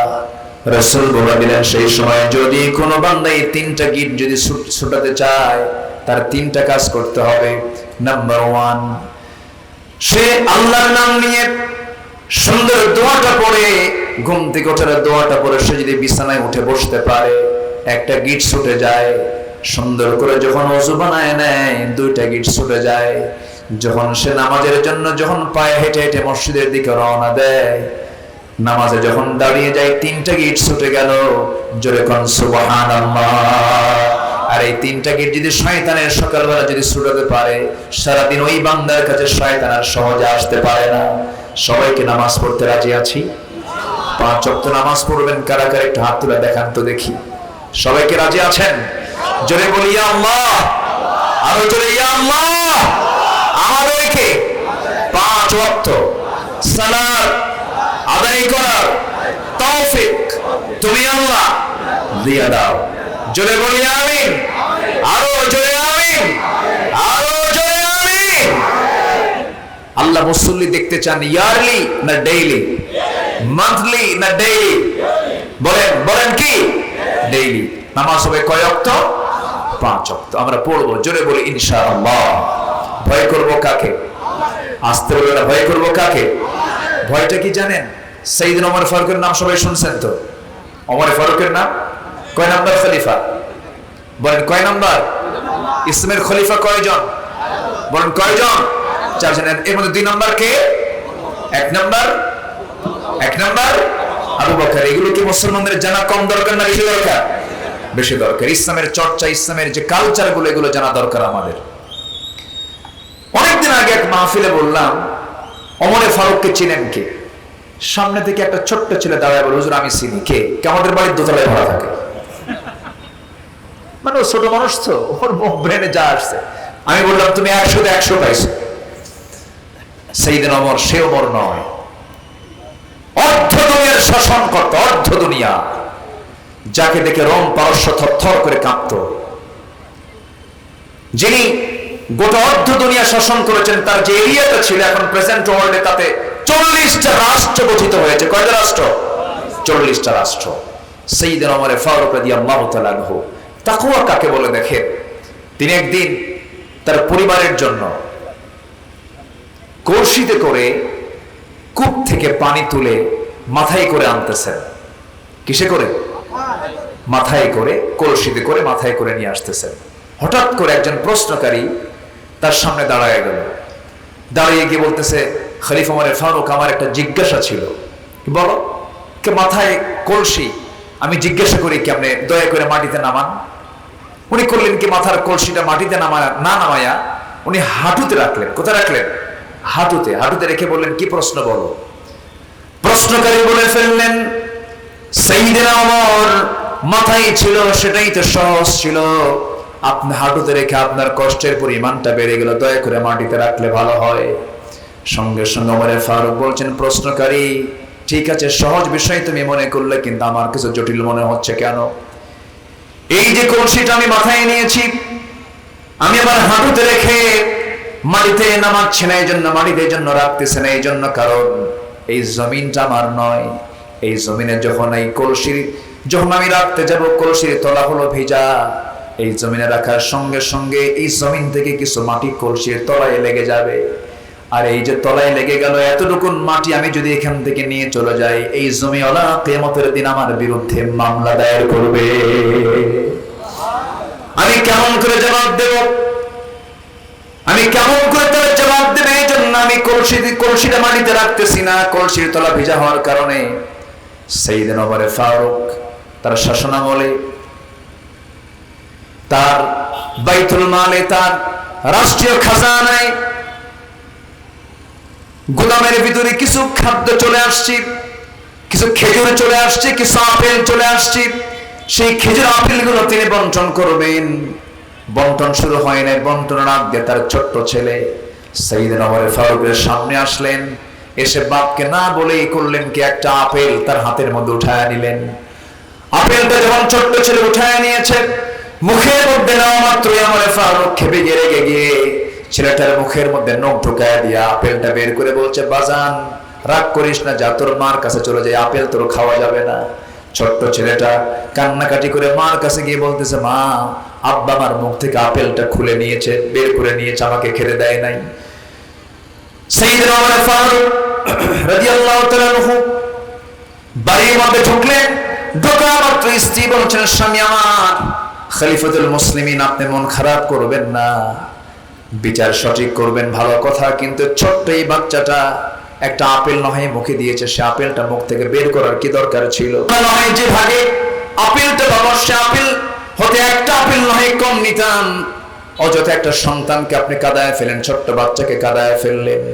ওমর ফারুক বলছেন, আমার স্ত্রী, মন খারাপ করো না, মন খারাপ করো না স্ত্রী, সন্তানের দরদ তোমারও আছে আমারও আছে, কিন্তু তুমি কি এটা নিশ্চিত বলতে পারবে এই যে আপেলগুলো বন্টন হয় নাই, এই আপেলগুলো যখন বন্টন করা হবে সবাই যা পাবে আমিও তাই পাবো, কিন্তু বন্টনকৃত আমার ভাগে যে আপেলগুলো পড়বে, সে আপেলের মধ্যে ওই আপেলটা কি পড়বে যে আপেলটা তোমার সন্তান মুখে নিয়েছিল না, তা তো আমরা গ্যারান্টি দিতে পারবো না। অতএব বন্টনের আগে কোনো সম্পদ আমি কারো হাতে দিতে চাই না। যেরকম সুবহানাল্লাহ। তাকওয়া কাকে বলে? সাইয়েদনা ওমর ফারুক রাদিয়াল্লাহু তাআলা আনহু রাষ্ট্রের কিছু মধু পেয়েছেন, এক বোতল মধু নিয়ে তিনি বাড়িতে আসলেন। আসার পরে বউকে বলছেন, বউ আমার শোনো, এই যে মধুটা দিলাম তোমার হাতে, আমার প্রতিবেশী মোট 5 জন আছে, 5 জন প্রতিবেশী সহ আমি সহ 6 জন, এই 6টা ভাগ তোমাকে সুন্দর করে করতে হবে। প্রথমে প্রতিবেশীর হাতে মধু দিয়ে এসে আমার হাতে আমাদের অংশটুকু তুমি নিয়ে নিবা। এই মধুর বোতল হস্তান্তর করার সঙ্গে সঙ্গে ওমর ফারুক বলছেন, স্ত্রী মন খারাপ করো না, মধু তোমাকে ভাগ করতে দেব না। আস্তে করে মধুর বোতল নিয়ে নিলেন। বলেন তো, বউয়ের হাতে মধু ভাগ করে দেওয়ার দায়িত্ব দেওয়ার পর সেই মধুর বোতল যদি হাতে আবার ফেরত না হয়, খুশি হওয়ার কথা না রাগ হওয়ার কথা? শুধু রাগ না, ভালোই রাগ। আস্তে কয়, হ্যাঁ কিছু লাগবে তো নাকি? স্বামী স্ত্রীর মধ্যে লাগে না? না, মনে হচ্ছে আপনারা সবাই ফেরেশতা হয়ে গেছে। স্বামী স্ত্রীর মধ্যে কি দ্বন্দ্ব হয়? আজ থেকে দ্বন্দ্ব হয়। যদি দ্বন্দ্ব নাই লাগে, মহব্বত জমবে কেমনে? কিছু দ্বন্দ্ব তো লাগতেই হয়। কেসাল লাগলে মহব্বত কমে না বাড়ে? কিন্তু মাত্রা অতিরিক্ত হওয়া যাবে না। আবার মাত্রা অতিরিক্ত হলে আবার এমপি সাহেবদের লাগে, চেয়ারম্যান সাহেবদের লাগে। কিন্তু পরিবারের ঝগড়া বিবাদ মেটানো দরকার কি বাইরের লোক দিয়ে না নিজেরাই? আসলে বাইরের লোক দিয়ে নিজেরাই। আপনার স্ত্রী বিচার আপনার চেয়ারম্যান করবে কেন? আপনাদের ভুল সংশোধন করার জন্য অন্যকে রাখতে হবে কেন? এর মূল কারণ হলো নিজেদের মধ্যে সেই দ্বীনের জ্ঞানটুকু নাই, বুঝটুকু নাই। সম্মানিত ভাইয়েরা, গন্ডগোল করতে করতে এক পর্যায়ে তালাক পর্যন্ত দিয়ে দেয়। তালাক টালাক দিয়া, রাগের মাথায় তালাক টালাক দিয়ে আমাদের কাছে এসে বলে, হুজুর কাম তো সারছে। কি করছো? হুজুর মালয়েশিয়া ছিলাম, মালয়েশিয়া থেকে ভিডিও করে তালাক মারছে 100টা। আছে কোথায়? মালয়েশিয়া। বউ আছে কোথায়? বাংলাদেশ। দেখেন তো কত হাজার মাইল দূরে ভিডিও করে ফোন দিতে দিতে রাগ উঠছে। তালাক টালাক দিয়ে বলে, হুজুর কাম সারছে। হুজুর, হুজুর আমার মেয়ে বাচ্চা আছে, ছেলে বাচ্চা আছে। হুজুর রাগের মাথায় তালাক দিছে। হুজুর একটা ফতুয়া জিজ্ঞাসা, কি রাগের মাথায় তালাক দিলে কি তালাক হয়? দেখছেন কি ফতুয়াটা জিজ্ঞাসা করলো। আচ্ছা, কেউ কি মহব্বত করে তালাক দেয়? কেউ কি কার বউকে ডাক দিয়ে বলে, ময়না রাগ করো না, আমি না তোমার তালাক দিলাম? এরকম করে কি মহব্বত করে তালাক দেয়? তালাকের সম্পর্ক কি মহব্বতের সাথে না ঘৃণার সাথে? তালাকের সম্পর্ক মহব্বতের সাথে না রাগের সাথে? রাগের সাথে। অসংখ্য পরিবার আছে তালাক দিয়া আবার সেই বউ কিনে সংসার করে, মানে জিনার সংসার বানায় ফেলেছে তারা। ঠিক কিনা? ভুল বলছি আমি ভুল বলছি? এই রাগারাগি আল্লাহ পছন্দ করেন না। কিছু খুনসুটি হয়, কিছু অভিমান হয়, কিছু রাগ হয়, কিন্তু বউকে পিটানো তো সুন্নতে মুআক্কাদা। সবাই মুসকে মুসকে হাসে। এখানে বউ পেটার স্বামী নাই তো নাকি? এত আছে, কাম সারছে। হ্যাঁ, এখানে বউ পেটার স্বামী আছে নাকি? নাই। মান সম্মান আছে না? মনে করবো নাই। যদি থাকেও যৎকিঞ্চিত থাকলে আজকের থেকে সংশোধন হয়ে যাবেন। আমার নবীজি কোন স্ত্রীকে মেরেছেন এমন কোন হাদিস, একটা দুর্বল হাদিসে কেউ দেখাতে পারবেন না, কেউ দেখাতে পারবেন না।